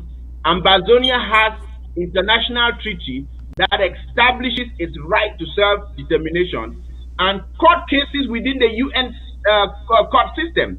The African Human Rights Court in Banjul in 2009 ruled Ambazonia in paragraph 20 of its ruling as having a right to self-determination. So international diplomats might use that as an excuse of not giving Ambazonia sovereignty because they are looking for an excuse.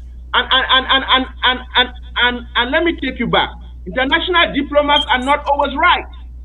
When but they speak for their countries, though. You cannot say they are. Well, you may be right, but they speak for their countries. Yeah, they speak for their countries, but their positions are sometimes ultimately reserved. Don't forget that Winston Churchill was against the intervention in Europe against Hitler. Look at what eventually happened during the Second World War. 50 million people dead. Churchill was totally wrong. Don't forget that when Saddam invaded Kuwait, some international diplomats, including here in the United States, said they should just give Kuwait to Saddam as an appeasement to solve the conflict. So the fact that those are voices coming from international diplomats do not make them paramount or authoritative sources of the truth. The truth as manifested by international law, the truth as manifested by history, the truth as manifested by La République itself, doing all it can to stay away from the negotiation table, is that Ambazonia has a right to self-determination. Okay, I will let Barrister Martin do a little response to both of you, and I will get to Barrister Besa, and we will move to the next subject, which has to do with the passing of Von Mokete. Barrister, go on, please.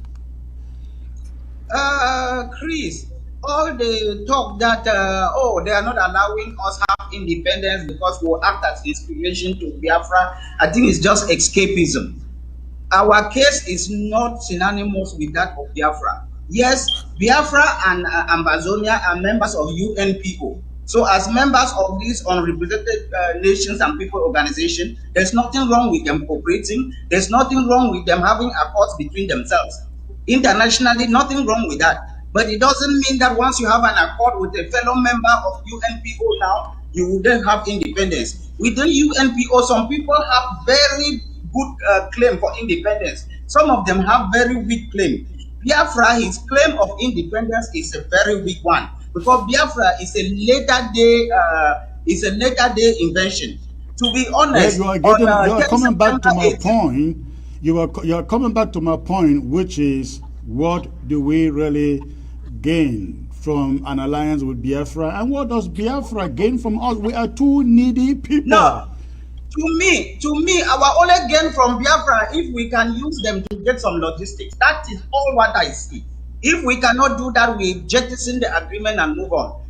What Biafra can gain from us, because I've heard the other colleagues talking about consideration. First of all, Biafra lost the war because there was a blockade. I had to block them, food could not enter. We don't know Namdi's plans. Maybe Namdi, first of all, not to repeat the errors of the past, want to have an accord and peace with his neighbors at his side. Secondly, if Nigeria should block Biafra in the sea now, the only way for logistics to come to Biafra now would be through land, and their only neighbor is Ambazonia. So there is a lot of consideration. The real problem here that we face, this arrangement brings us into. That is the real problem, because you now have Nigeria saying, if we allow anything to go on between these two peoples, then Biafra is gone, and they don't want it. They will do everything to make sure that they go after us to prevent just what you have mentioned. Now, Chris, once you have that accord with Biafra, if Nigeria does not want, Nigeria can talk to you that stop that accord with Biafra. You would not have a leverage. Say, but you are against us. Okay, if you weaken your move, your stand against us, we will not have the need for Biafra. You have something to leverage against Nigeria. Maybe Nigeria will say, okay, I will try to support you in ECOWAS and the rest, in condition that you have nothing to do with Biafra. You can get some leverage. Please, we have zero leverage as it stands with Nigeria. We can use Biafra. I don't want to be saying it in public, but it's part of the bargaining chips. That's why me I'm not casting this. I think time will tell. Time will tell. As I mentioned, exactly. As I mentioned in my monologue, we have seen a Bas movement alliance. Now it's a Biafra alliance. Nothing came out of the Bas movement. I hope something comes out of the Biafra movement. Let me give a last word on this subject to Barrister Timothy, please. Thank you, sir. 2 points to make. I'd like to remind ourselves, and specifically Mr. Tumasa, I don't know whether you're familiar with the current map of Nigeria. If you see the current map of Nigeria, what they call the Igbos, they're essentially within the state called Enugu. Enugu state is nowhere near any border with Southern Cameroon or Ambazonia.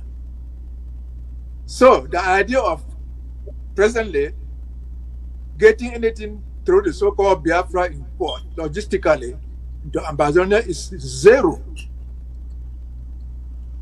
For them to establish their state called Biafra, if it is to be reflective of what occurred in 1966-67, they will have to subdue the Calabas, subdue Taraba, subdue all these other states that have been created out of their so-called former Eastern Nigeria.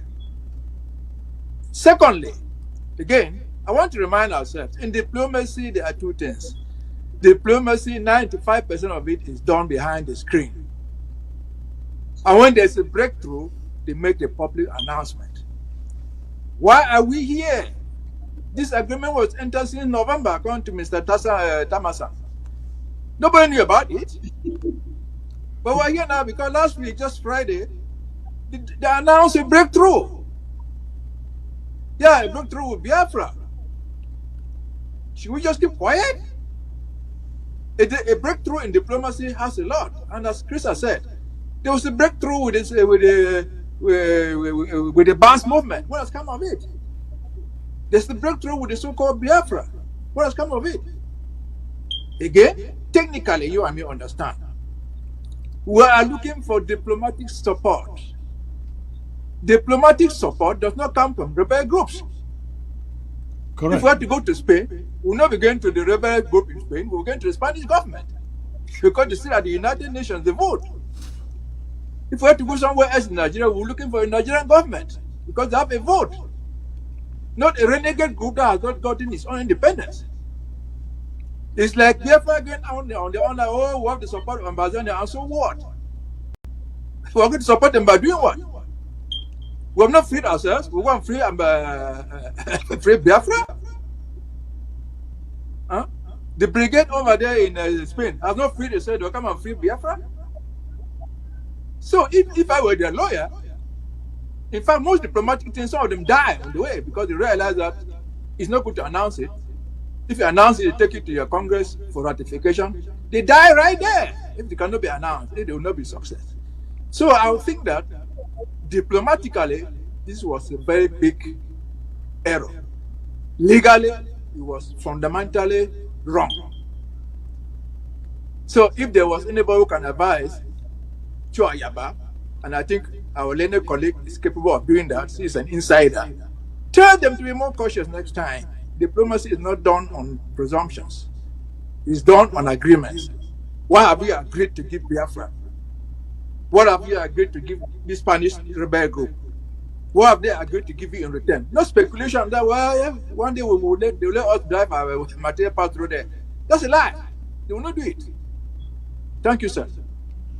Thank you, gentlemen. We will call it there on this topic and move on to the next one that has to do with the passing of Fon. Is it in Fon Mokete, the paramount chief of the Bafos in Meme, and also this man lived well beyond 103 years. 103 years. He fought this struggle in his own way. He fought the struggle in his own way. However, his own way just wasn't good enough. For Ambazonians. I would like to ask all of you this question to give us your opinion. Chief Mokete, sometime ago in 2018, I guess, was very vocal on the floor of the Senate, as you find it right here in La Republique du Cameroon. In fact, let's pause for a moment and listen to him briefly, please. Then you don't want me in the country. Then you don't want me. When I say it, I mean it. I'm crying. I think it's very wrong that we should continue like with this thing in this country. People, when you do it and you ignore because of language for the two English language divisions, what do you think you are making them to feel? What do you think? People that will not tell you honestly, then you regard them as inferior. Why should you not present the information to them in a way that they can understand? When the elections are to take place, we'll take the trouble to produce materials in languages which will be understood. We send things to the various people so that they can support us.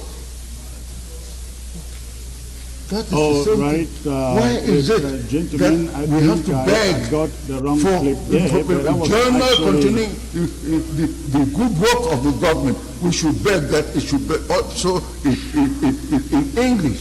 Why should we beg? It's not even in the interest of the government that this type of policy should go on. It is wrong. When we unified, the Tribune was produced in English and French. What is there? What's the difference? What is the trouble in our country? English Cameroon and French Cameroon. The only difference is the language.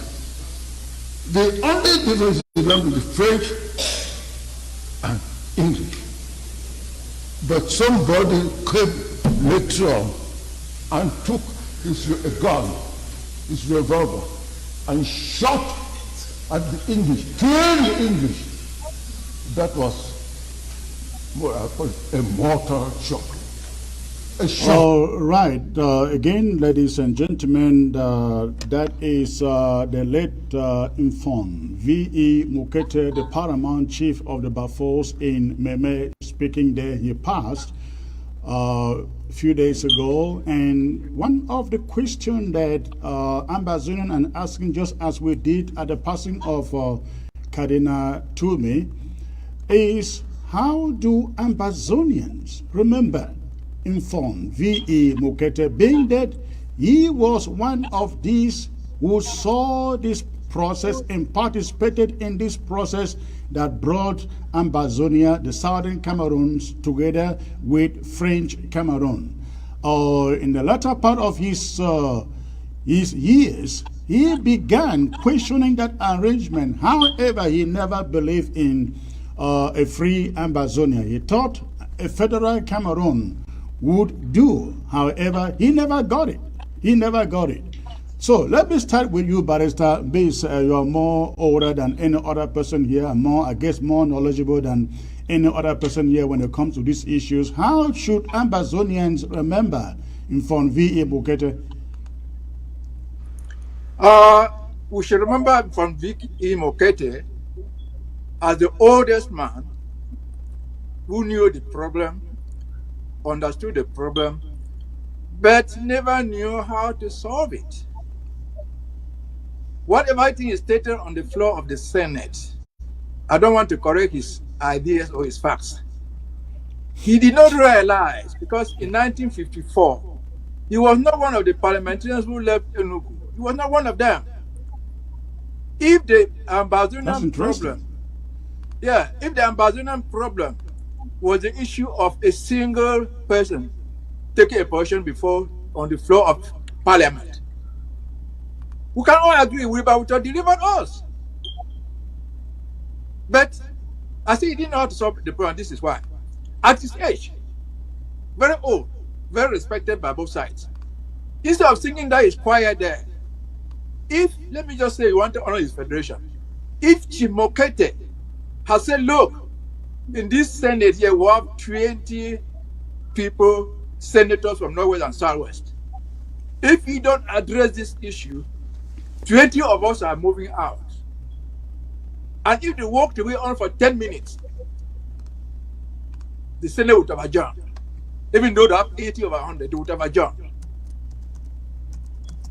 It's the same thing that we call on the parliamentarians in the National Assembly. We made out that song. If only the 35 Anglophones in the National Assembly, then or now, to say, look, yeah, we're federalists. Let me say they want federation. Mr. Speaker, Mr. Paul Biyawu appoints you people. If you don't address this thing, 35 of us, because there are 15 from the Southwest, 20 from the Northwest, 25 of us are moving out of this National Assembly.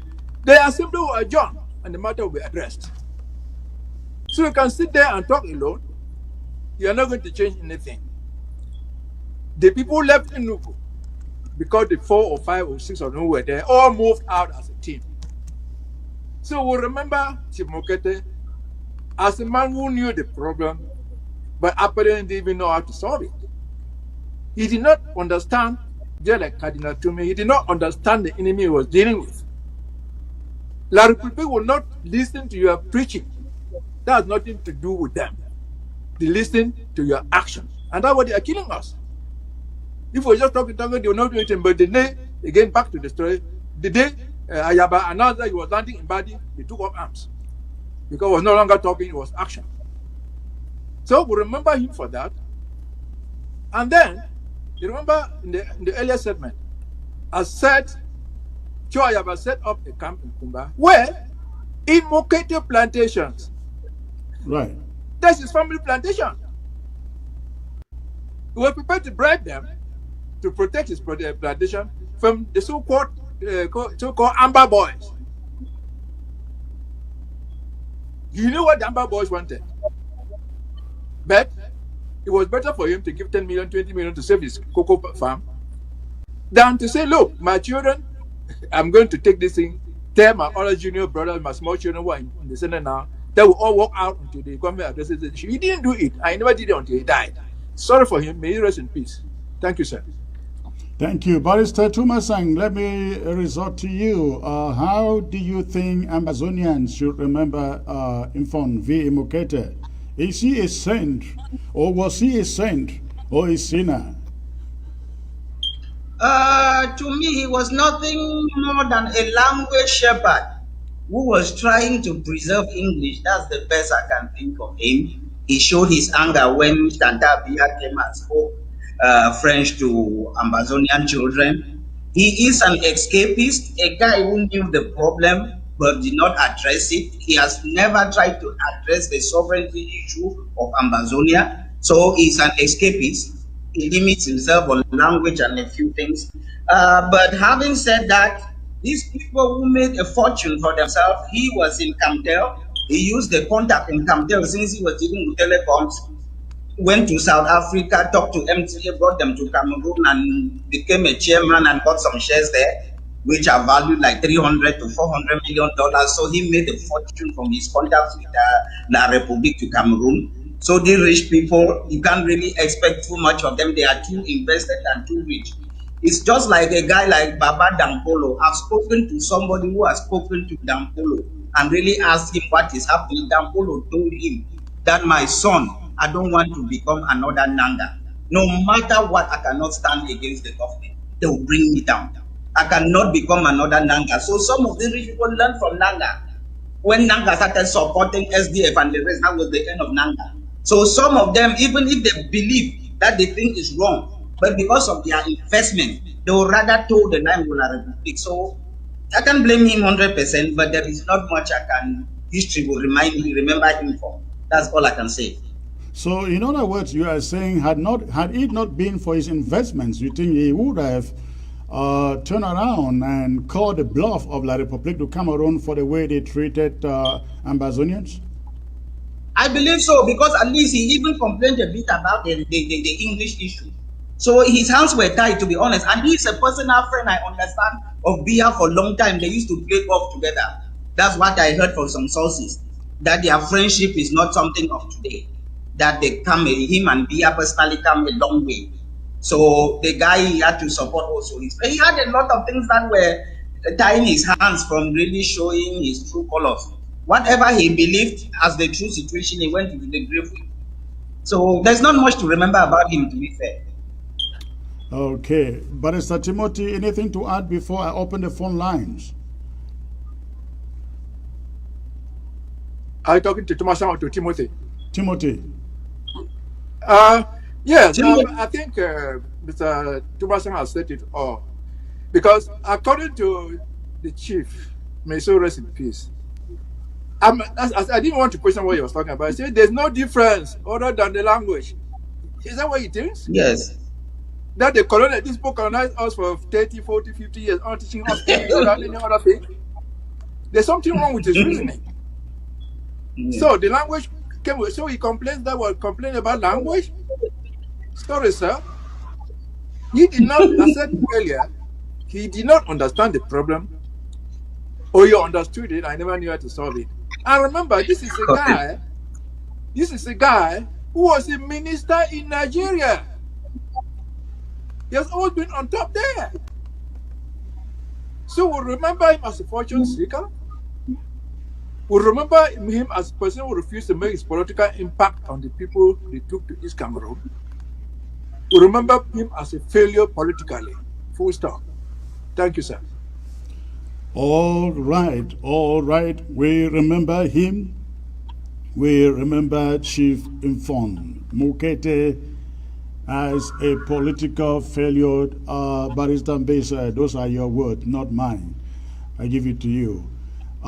Ladies and gentlemen, thank you for tuning in. At this moment, I will now open the line. Please, my panel, stay put in there if you still have so much more time. I know that people are anxious to call in to ask questions, maybe as pertain to the Biafra Alliance. So please stay put in there. Before you go ahead and call, ladies and gentlemen, make sure that your telephone, the volume of your phone is shut down. Make sure the volume of your phone is shut down before you go ahead to call. And I will really appreciate callers calling in from Ground Zero. I want to hear from you. From Ground Zero. You have the phone number right there on your screen. But of course, Diaspora, you are free to call.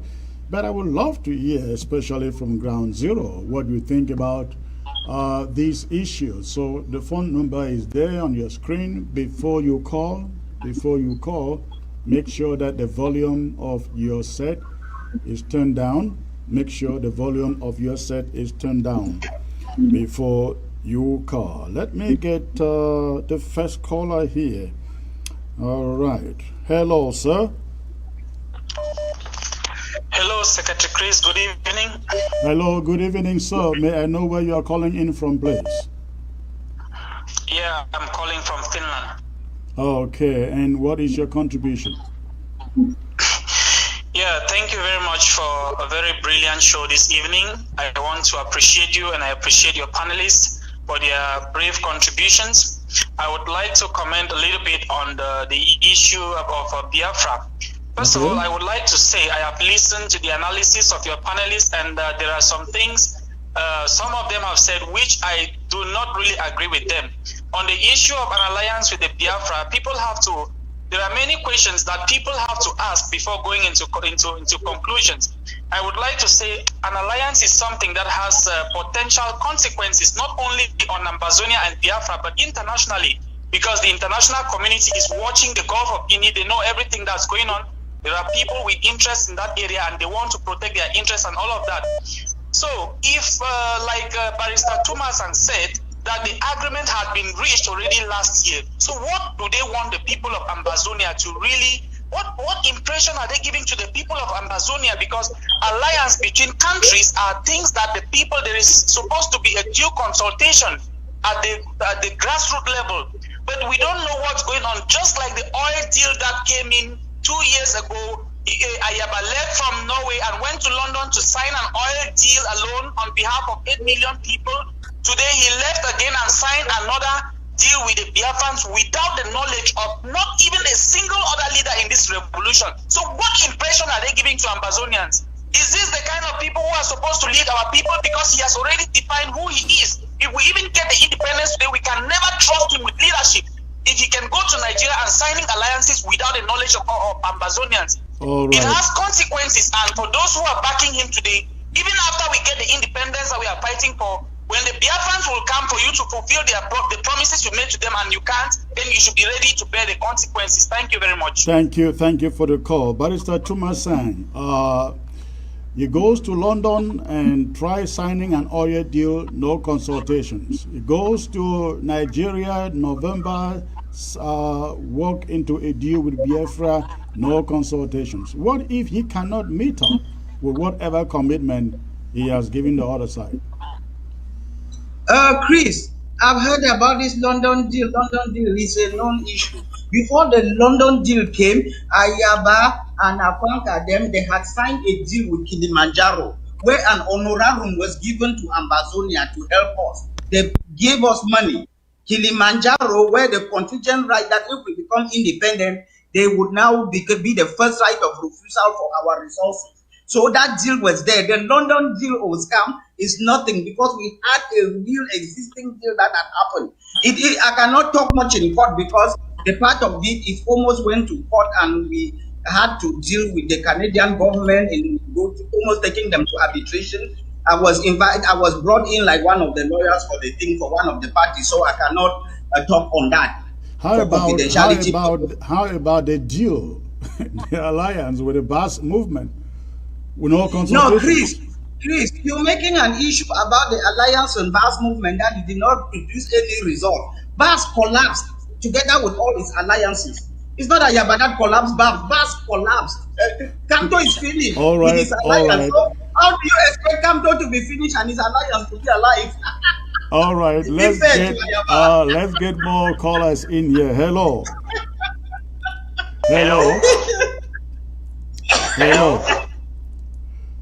Good evening. Good evening, sir. May I know where you are calling from, please? From Ground Zero, precisely Bamenda. Are you watching on television or on computer? Television. Wonderful. How is the quality there on television? Good, actually very good. Thank you. All right. What is in your mind, sir? Let me first of all greet the barristers who are in the studio there with you. And my question will be directed to Barrister Tumasan. And this is the question. Barrister Tumasang, I think if we are up to this stage, started as far back as 1954, when the maltreatment of the indigenous people of Biafra, when the Nigeria, they call them the Ndeibo. Ndeibo. Ndeibo. Yes. Now known as the indigenous people of Biafra. Now, the maltreatment they had to our people, our ancestors who are all of late,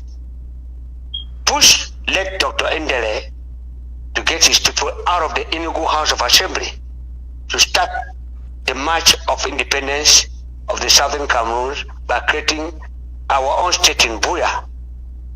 And since then, some of the things that provoked the situation, and then there was an alliance kind of elections in Nigeria where the Southern Cameroonians who were in Enugu had an alliance with the party of Nnamdi Azikiwe and pushed him up to where he became almost the first president of Nigeria. And since they never treated Southern Cameroonians very well, they left that particular Enugu House of Assembly, came and started with our restoration, and from that day to my own level of education, as I can say that. Now, after all those things, Barrister Tumusang, don't you see that the attitude of Dr. Ayabacho and intellectual dishonesty to his ancestors, who got a group of people who maltreated Southern Cameroon and got us out of the place, and the wounds are still within the Biafrans. They takes us back. What does he mean by that? How can he explain that to the people, that the attitude of Ayabacho was that very normal of him if he knew the history of this country, that our ancestors did all to get us out of that people because of their character. And we saw it when we grew up. Your parents will go to the market to buy something. Before you pay for the thing, they have already torn it off like a wrapper and throw on you and force you to get the things that push us out of the place. And that was what pushed us completely to find ourselves with La Republique du Cameroon. And then Ayabacho, was he taking himself back as an alliance to the hip-hop people, or he was taking the whole of Ambazonia, or including your own self, Barrister Tumasang? Was Ayabacho at that alliance, including your own self there as an Ambazonia, or was doing it individually to his own self? Or how do you see that? Was he doing a good thing against what his own ancestors did in 1954? Thank you. Thank you for the call. Barrister Tumasang, please, 50 seconds to answer the question. So we got a lot of callers coming in. The signing of amnesty, we don't count. In the signing of amnesty, we don't count the debt. The fact that Igbo people were aggressive in marketing, and the fact that we were not treated in the Enugu House, those historical facts are there. But it doesn't mean that we cannot enter into an alliance with the Igbo people today. I don't see where that bitterness will carry it. It's a non-issue, to be honest. They had whatever they had in the past. The reality, we are looking for something to benefit us, to free ourselves. If we check with the Igbos and we can get something, even some logistics, fair enough, we get. If we don't get, we forget them and move on. Barrister Timothy, let me get to Barrister Mbisa. He doesn't think it's a non-issue as you claim it to be. No, it's not a non-issue, sir. I think my electoral colleagues should know this. This discussion is aimed at two things. We're not just after Choya. We also want future leaders of today and tomorrow, to learn something from this. Where was Kilimanjaro deal with Apanga or whatever? We want them to know that you don't engage Amazonia or the future of the whole country single-handedly. That is the lesson that should be taken home. Ayaba is only one of the several leaders. Anybody in future who wants to do a thing like that should desist from doing it without consultation with others. Simple. So this is a take-home lesson. It is not a non-issue. It is a very, very important issue, because Ayaba was not standing as Ayaba. He was standing as the leader of a people. Hopefully, for him, who will become the president or the prime minister, whatever it is, in the future government. If it is exploitation of our minerals, you will give it to them. If he's selling cocoa or whatever thing, he will give it to the other party. It will not be his mother's farm. It will be our property. So again, It's an important issue that our leaders, those who call themselves leaders, they have to understand that they don't engage the present life of our people, the future of our generations to come, in deals without prior consultation. The oil deal was a big deal. It has become nothing because it was caught. If you have been giving $1 million, Barrister, I watched the speech. Barrister, I watched the speech about consulted other leaders and he has kept them posted. He might not have consulted the interim government, but his statement in the speech, which I heard with my own ears and saw, he said all the other leaders in Amazonia, he's kept them posted and he consulted them. Oh, he said Barrister Martin, do you really believe that? Do you take it? Sorry? Come on. Ayaba would not as much as return a call from any leader in this movement. He will not as much as consult a leader to go to London. He would not as much as consult a leader to think of an alliance with the Bas movement, and you think he called some leader to before going to this Biafra thing? Please. Let's please, I can just say what he said. Hello. I can only quote what he said in his speech. Hello. That's where I limit myself. Whether true or false, I don't know. But he said it. He knew it was important, and he said it in the speech that he consulted. All right, let's get the next caller, Barrister Martin. Let's get the next caller here. Hello. Good evening, Secretary Chris. Good evening, sir. Where are you calling from? I'm calling from Bamenda, Ground Zero. Watching on television?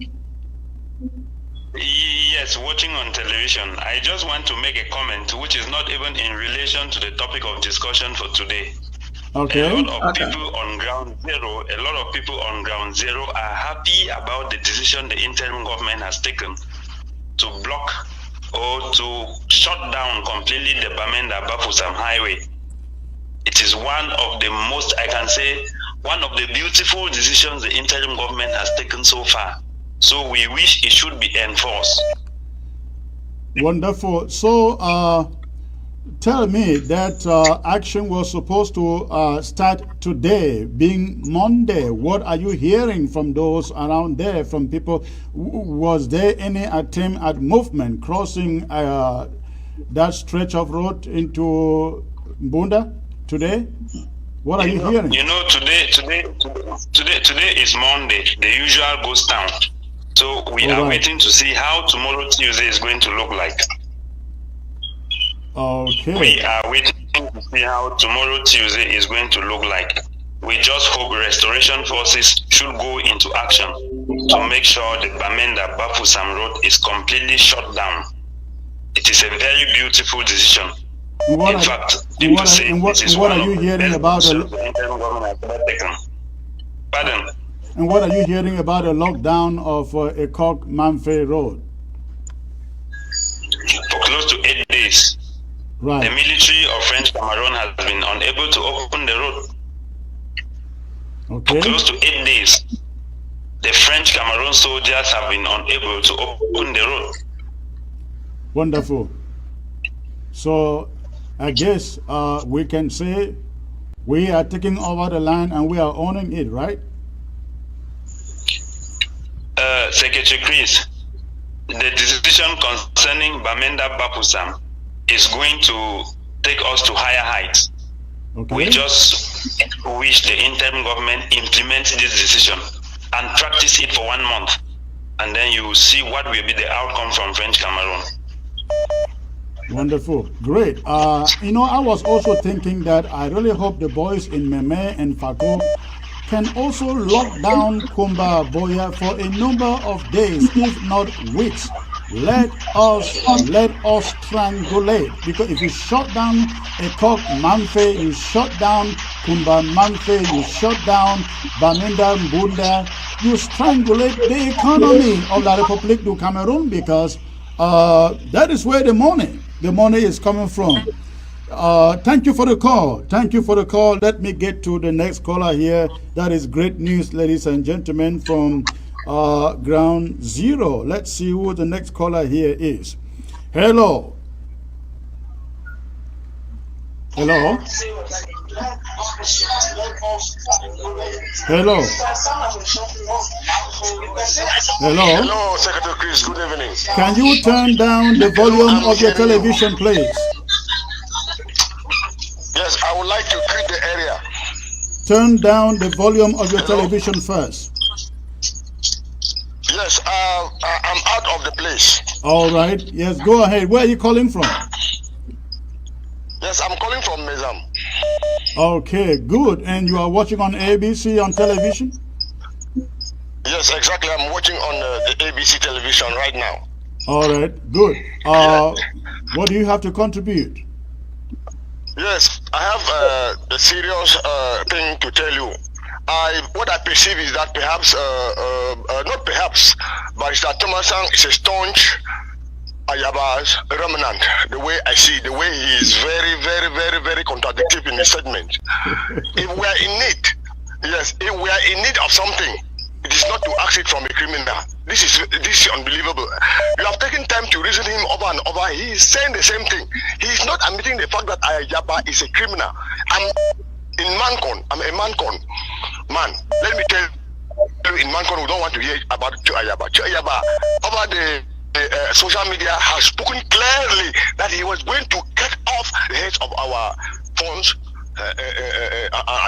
around. So I think there are a lot of things that are piled against Ayaba, that anybody who is saying something in his favor is merely his remnant. All right, hold on there, please hold on there for a second. I'm not dropping you, but I don't like you to put words into the mouth of Barrister Thomason. And I'd like to ask him, Barrister Thomason, are you just supporting this Biafra thing, or you are actually a supporter of Joe Ayaba, in spite of all what you are hearing from the corporation? I'm not a supporter of Joe Ayaba.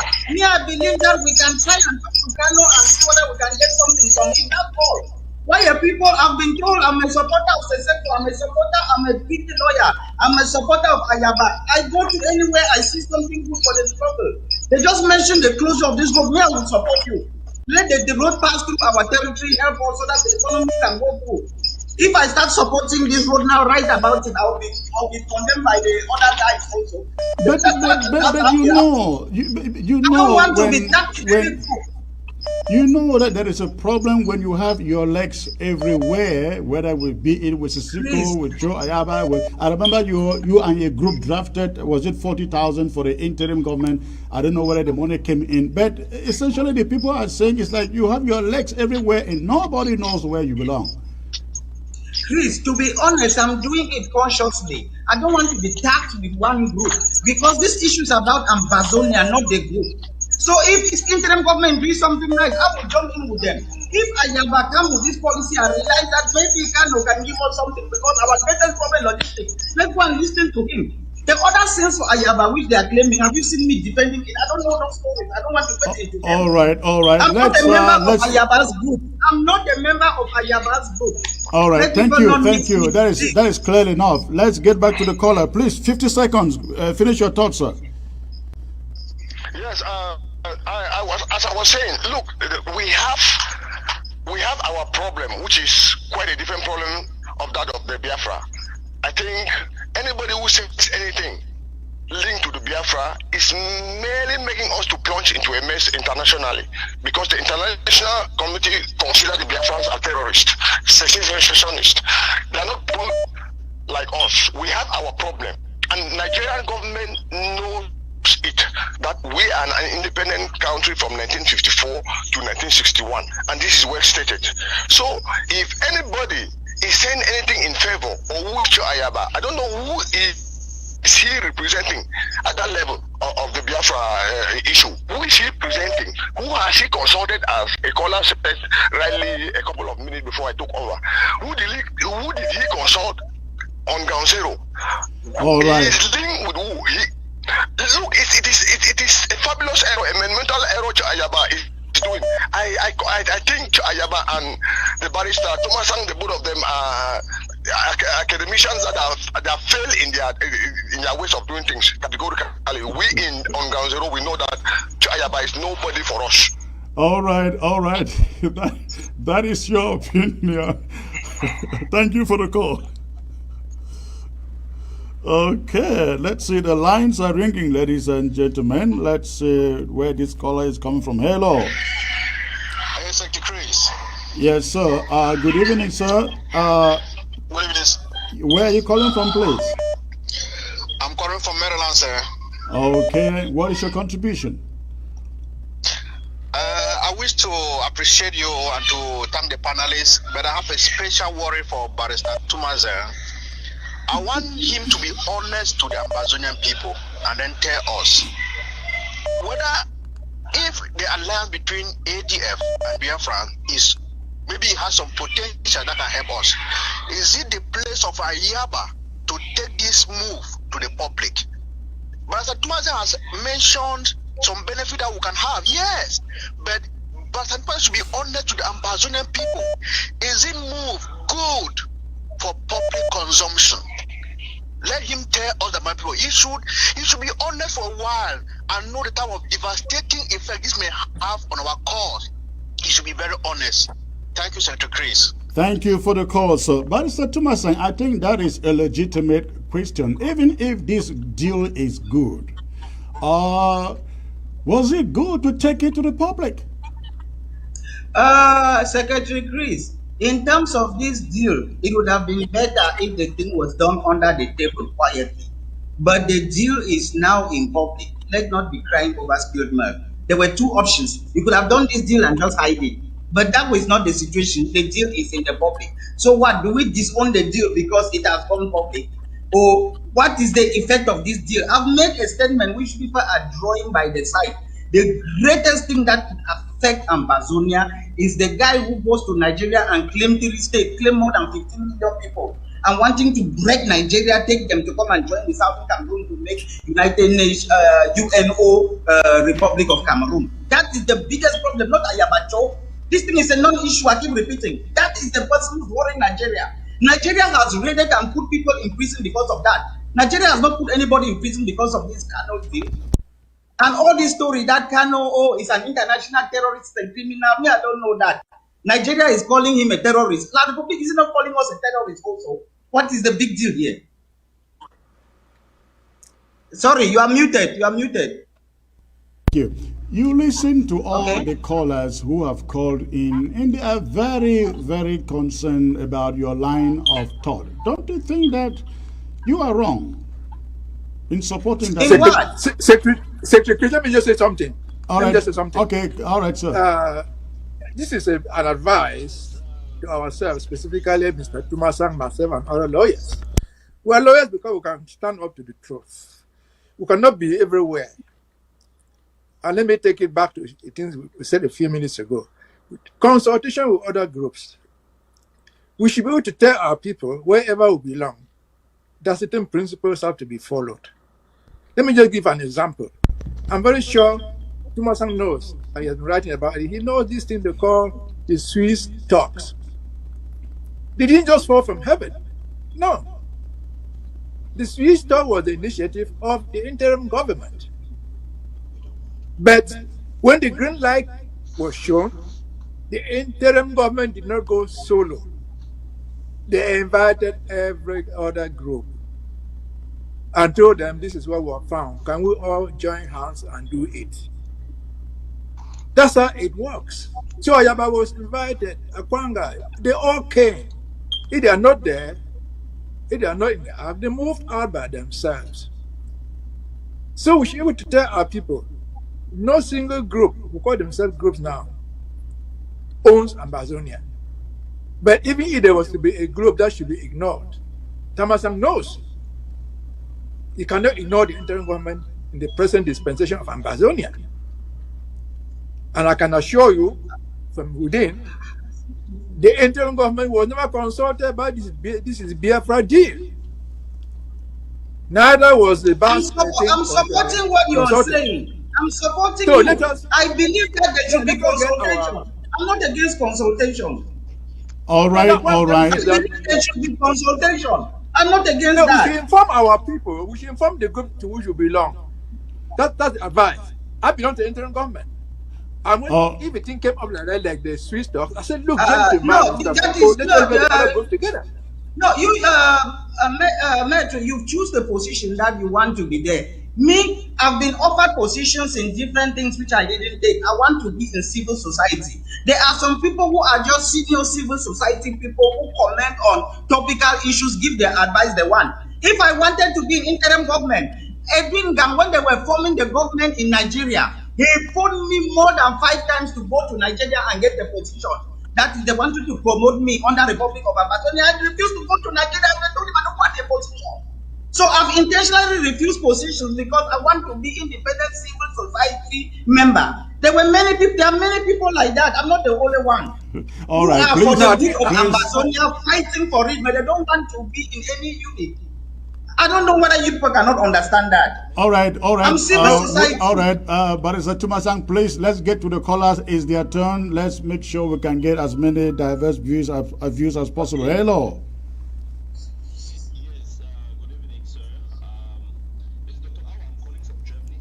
I'm sorry, again, where are you calling from?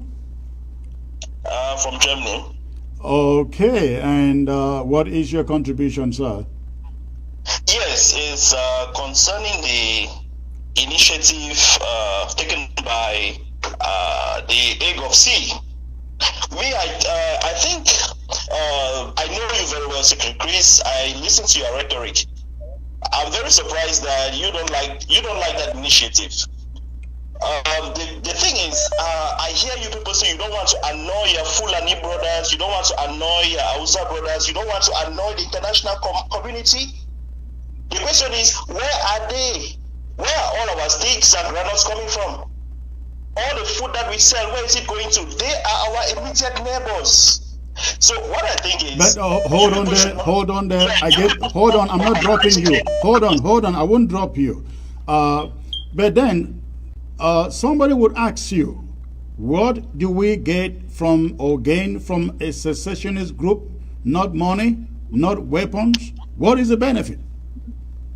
The benefit is you people have to sit on the table and discuss about it and evaluate it. All of our sticks are coming from the Igbos. We buy them. They come from there. We pay for it. Biafra is not giving it to us. We could as well buy them or get them anywhere else. Yeah, but we have a common enemy and we are neighbors. No, don't answer the question. Precisely what do we benefit from Biafra? We benefit collaboration. We benefit from How? exchange of soldiers. How? We benefit exchange of food. You people were in Brazil. What have you achieved there? No, we didn't sign a deal with Brazil. We didn't come and we didn't do any world press conference with Brazil. Neither did we sign a deal. So the question is, forget about Nigeria. The thing is, I think you people should not be so critical with this. You people. No, we are looking at the facts. We are looking at the facts. You sign alliances with people who can help you, but in this situation, how do we get help? Have you seen a paper signed, Secretary Chris? Have you seen any paper signed? It has been announced on the World Press Conference. I'm surprised you don't want to annoy your Fulani brothers, your Hausa brothers. No. That is not the point. We are fighting Fulanis in northern Nigeria in Nwa already. The thing is, see, Secretary Chris, I think that we need our neighbors. We have a common enemy. And you are correct, comrade. You are correct. We need our neighbors, but not a secessionist faction in the country that is. We need Nigeria. We don't need Biafra. That is the point. Nigeria does not like you. They don't like you. They are not with you. They've abducted your people. They kill your people. That is.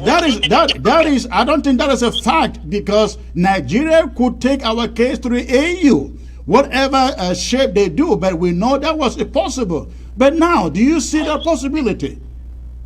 The thing is that Nigeria is our enemy.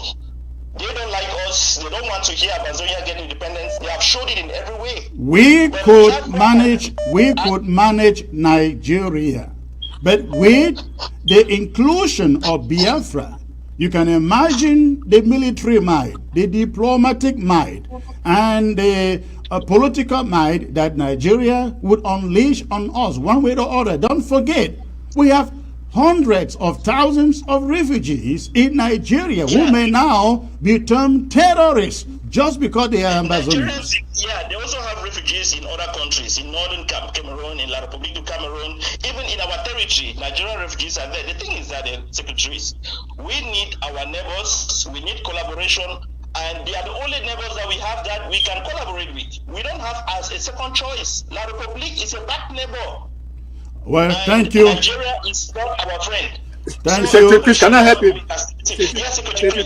Can I help that caller? Should think about this. Sit down, think about it, ponder, and see what people can get from such an alliance. Don't just throw it away in the dustbin from the beginning. Let me try to help you, Mr. Thank you. Thank you for the call. I appreciate your point. However, I can assure you that nothing is coming out of this going by well we're not. Barrister Ambesa, please go on.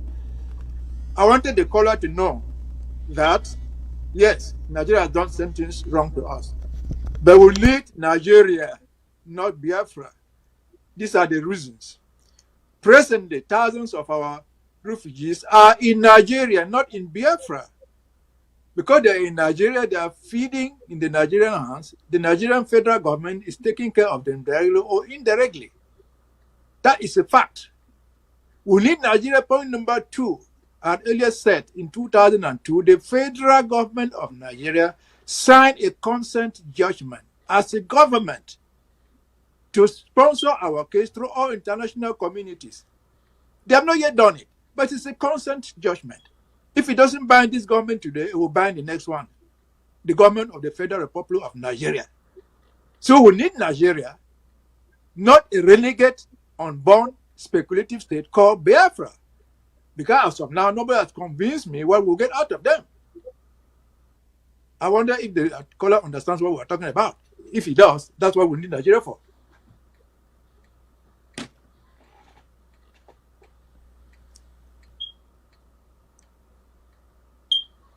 You are muted.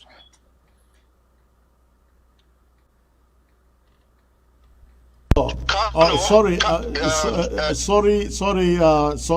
you and my microphone was muted. Start all over again, please. Yes, I want to extend my greetings to all of you in the studio for what you are doing to educate our people.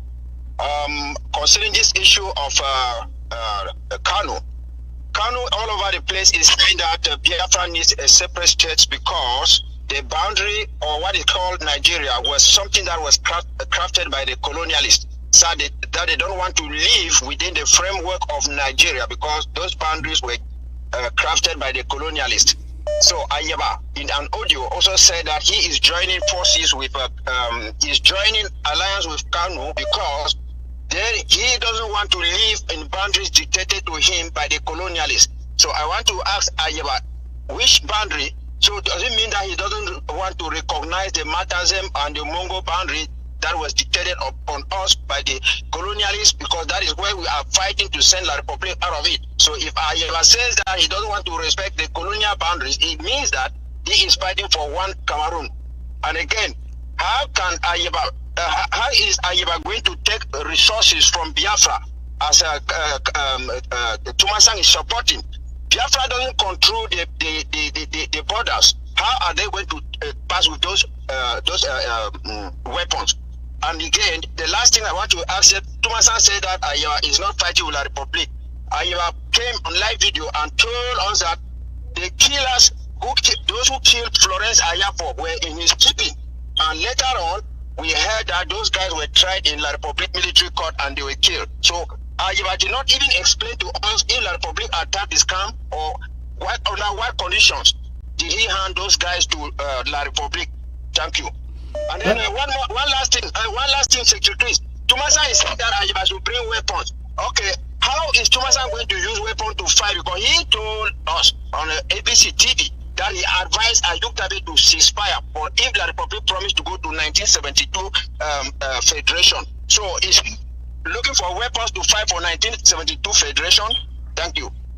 Okay, thank you for the call. I will Unfortunately, Cho Ayawa is not here to answer some of the inquisitions you made on him. But I'll allow Comrade Martin to take 50 seconds, please, if you have anything to say about the question directed to you. To be honest, the things are so many, I don't even know when to start. Let me deal with the question for 1972. Chris, as you are, I just wanted to talk to you and disappear. Chris, as you are sitting there, if they ask you a simple question, say what sin de la République du Cameroun commit in 1961, what can you answer? Can somebody tell me their sin in 1961? Because for me, I'm seeing their sins from 1972 period and after 1961. 1961, the plebiscite was not organized by La République du Cameroun. UN endorsed the results of that plebiscite, but not La République du Cameroun. UN ordered a conference for them to come and sit there at Article 5 or whatever, take steps to follow. Britain refused to come. UN was not coming. Was it the fault of La République du Cameroun? So most of the failures in 1962, 1961, I cannot pin it on La République du Cameroun. 1961 failed for so many factors.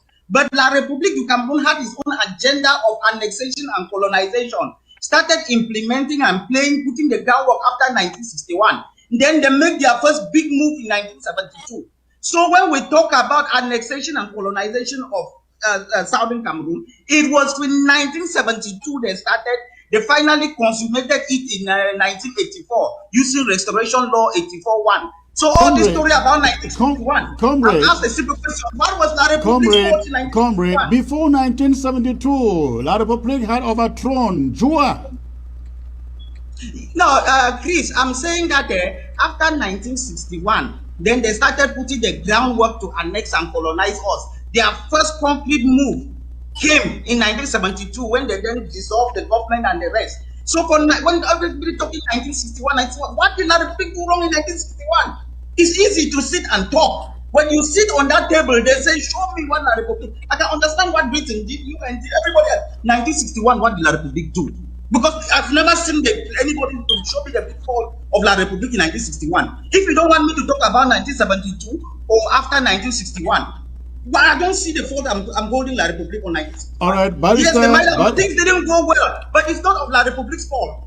But sir, you have an advocate here for La République du Cameroun in the Barrister Thomas. No, I'm not advocating for La République du Cameroun. I'm saying that different Amazonia, about 1972. We cannot limit ourselves to 1961. Let your colleague listen to me. Listen to me carefully, and I want all listeners to listen to what I'm saying. You have raised the issue of 1961. What did La République do? These are the answers. The February 11 plebiscite was not a joining, was an intent to join. It was followed by Resolution 1608, which resolution La République voted against. They voted no. So legally, yes, they had the right of business. And listen to me, yes. You have asked what they did. Okay. They voted against it, which was a signal they didn't want the union. But nonetheless, yes, the resolution passed. It passed with subsection 5, which stipulated mandatorily before October 1st, the three parties, there was no senior party to the three.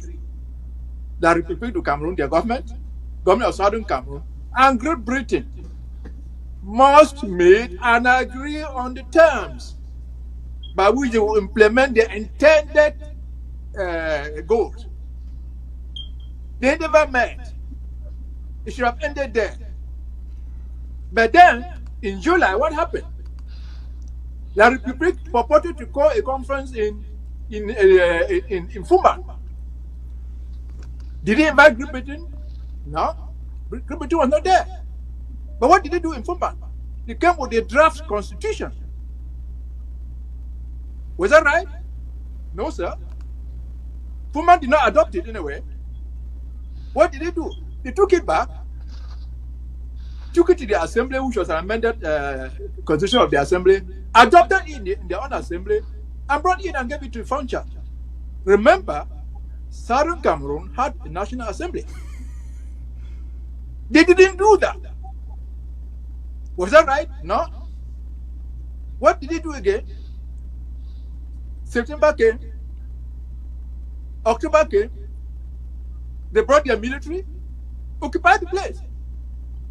This was 1961, not 1972, sir. So if you don't see these machinations, let him finish. Let him finish. If you don't see this chronological analysis of the events as orchestrated by the Republic, faultily, then there's something wrong. Let me assume for a moment. Suppose Britain, La République du Cameroun, and the government of Southern Cameroon had met actually in a conference, and they could not agree because they were supposed to meet and agree. If they had met and they could not agree, what would have happened? They would have gone back to the United Nations and say, we cannot agree. That would have been the end of the projected intentional future unification in October 1st. You must agree before a certain date. See, was the Republic right to bring their constitution and impose it? They knew that we were the minority. So answer, sir. You said you wanted to answer. You're free. All right. Very briefly, Barrister Martin, very briefly, time is quite against us here. I still repeat that the faults of 1961, I personally cannot put it on the table of La République du Cameroun. It's the table of Britain. You had a colony or you were a trustee. You go and call Ahito to hand in power. You've not had the conference to have an agreement to finalize the terms of the agreement. You call somebody and you lower the Union Jack, you take the La République flag, and then you hand over, put your people in a ship and your container and left. The guy takes the territory, he can do as he wants with that territory at that point in time. The fault is the guy who was supposed to be the trustee who take care of the territory. I cannot waste my time blaming Ahidjo. Britain is the one that handed the territory. All right. Without all the things being okay. All right. I think you will make a very good advocate for La République du Cameroun. Let's get to the last caller here. Hello. Hello, Secretary Chris. Can you hear me? I cannot hear you. Give me 1 second here. All right. Hello. Is that better? That is better. Yes. Where are you calling from, please? I'm calling from Philadelphia, Secretary Chris. Okay. And what is your question, sir? Yes. I have another question for Comrade Tumasan. Given the fact that he stated clearly that the supposed benefit from Ayabacho's encounter with Nnamdi Kanu was for him to get resources. Now, given the track record of Ayabacho using his own weapons against the Ambazonian restoration fighters and even civilians, what if Ayabacho's intention is to use any resources acquired from the Biafrans against the Ambazonian restoration fighters, knowing fully well that he, being very unpopular, as demonstrated by the number of persons that have called in here today, more than 90% are against that idea, that he, Ayabacho, knows very well that he cannot emerge as a leader except by military might, that his only option, therefore, is to use the military, and that is the reason why he prefers to go solo into these deals to get resources, because his intention is not to fight against the Republic of Cameroon, but to dominate the fight and to emerge as the only person standing using those weapons. That is my first question. Secondly, does Barrister Tumasan believe in democracy? Because if he believes in democracy, it is a game of numbers where the person with the greatest numbers should emerge as a winner. Again, as demonstrated by the number of calls here, it is clear that a vast majority of Ambazonians are against Ayabacho and his moves.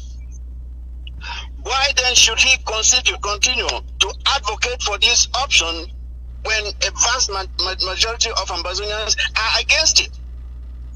Doesn't he believe in democracy? And if he does, then why is he insisting on this?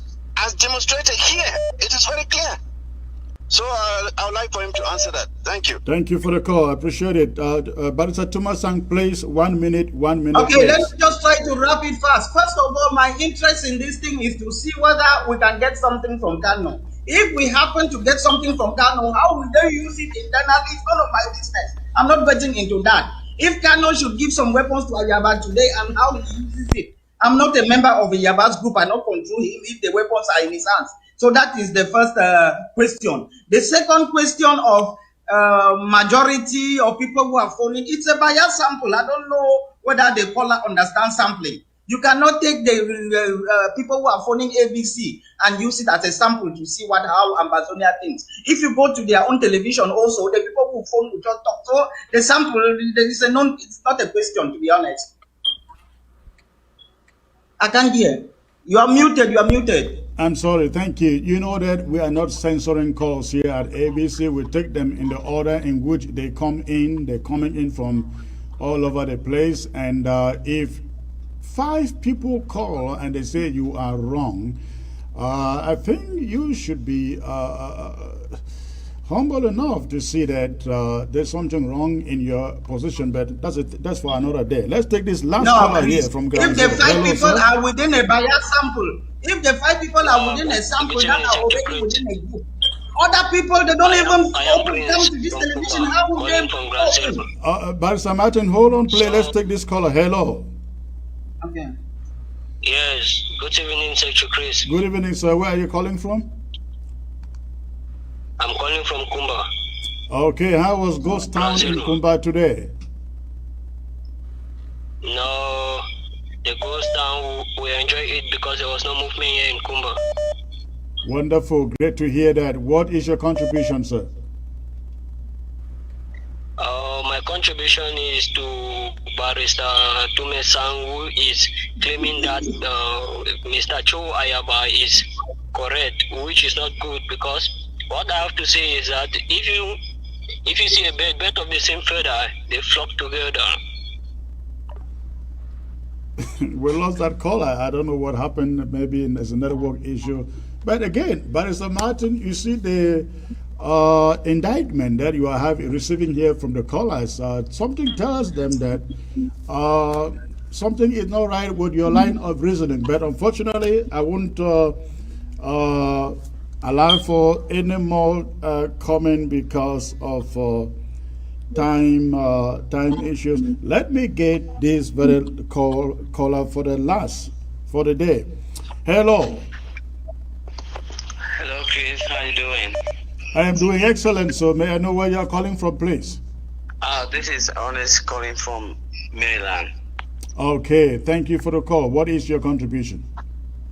Yeah, my contribution is that you guys are forgetting a lot of things and only talking about when it concerns something outside. Okay. You know, these guys went first to Bui, and the La Republique criminals, they followed. Who are you referring to? I'm talking about the ADF of Ayaba. Okay. Yes, they went to Bui and they pretend to be them. Meanwhile, the criminals, La Republique elements, are coming to reinforce them to do some damage and kill Chacha. They did that all over in the northern region, and it's the same thing that he has done here. And then the next day, the Republic was coming up with a combined diplomatic session there in Yaoundé. It's just the same thing. So I think we should just find a way and get this guy out of our way and see how we can go ahead and and keep going. Thank you, Chris, for answering the other guy who said that you are rhetoric. I was not happy when he said that you are rhetoric. After your monologue, that's just a terrible guy. He's just the type of one like Tumasang himself. Thank you. Bye. All right. Thank you for the call, and that will be the last caller of the day.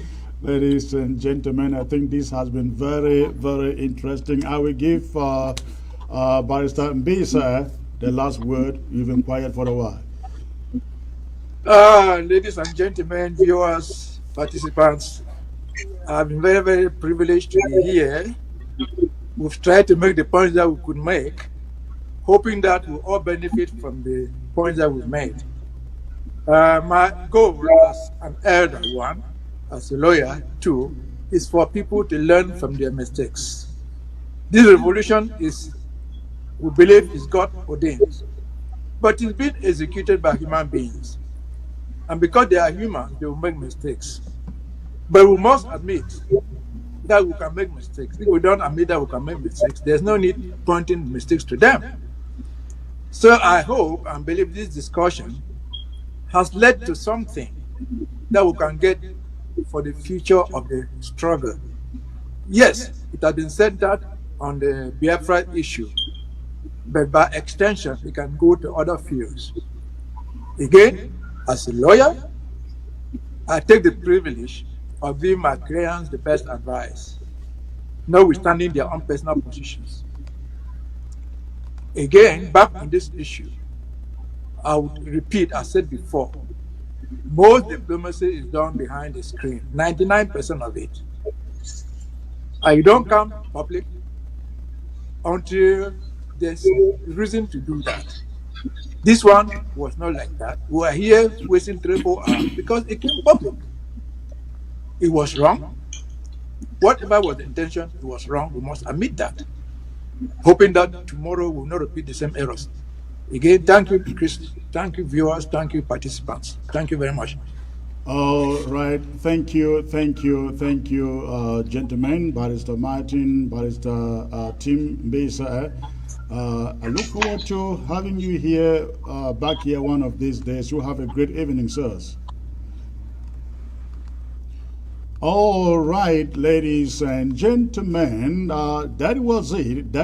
Let me add this and say this, that despite all of this, whether it was good or not good, I want to assure all of you that this interim government has a handle over this struggle. Alliance or no alliance, the interim government has a handle on the struggle. There is just no way anybody can broker an effective deal for this struggle without engaging the interim government. And so, if somebody would go out there and enter into alliances, enter into some deals and think that he can make it happen, it will not happen. Just the same as Larapoplidu Cameroon cannot think they can go out there and broker a deal with any group out there. They know it will not work without the consent of this interim government.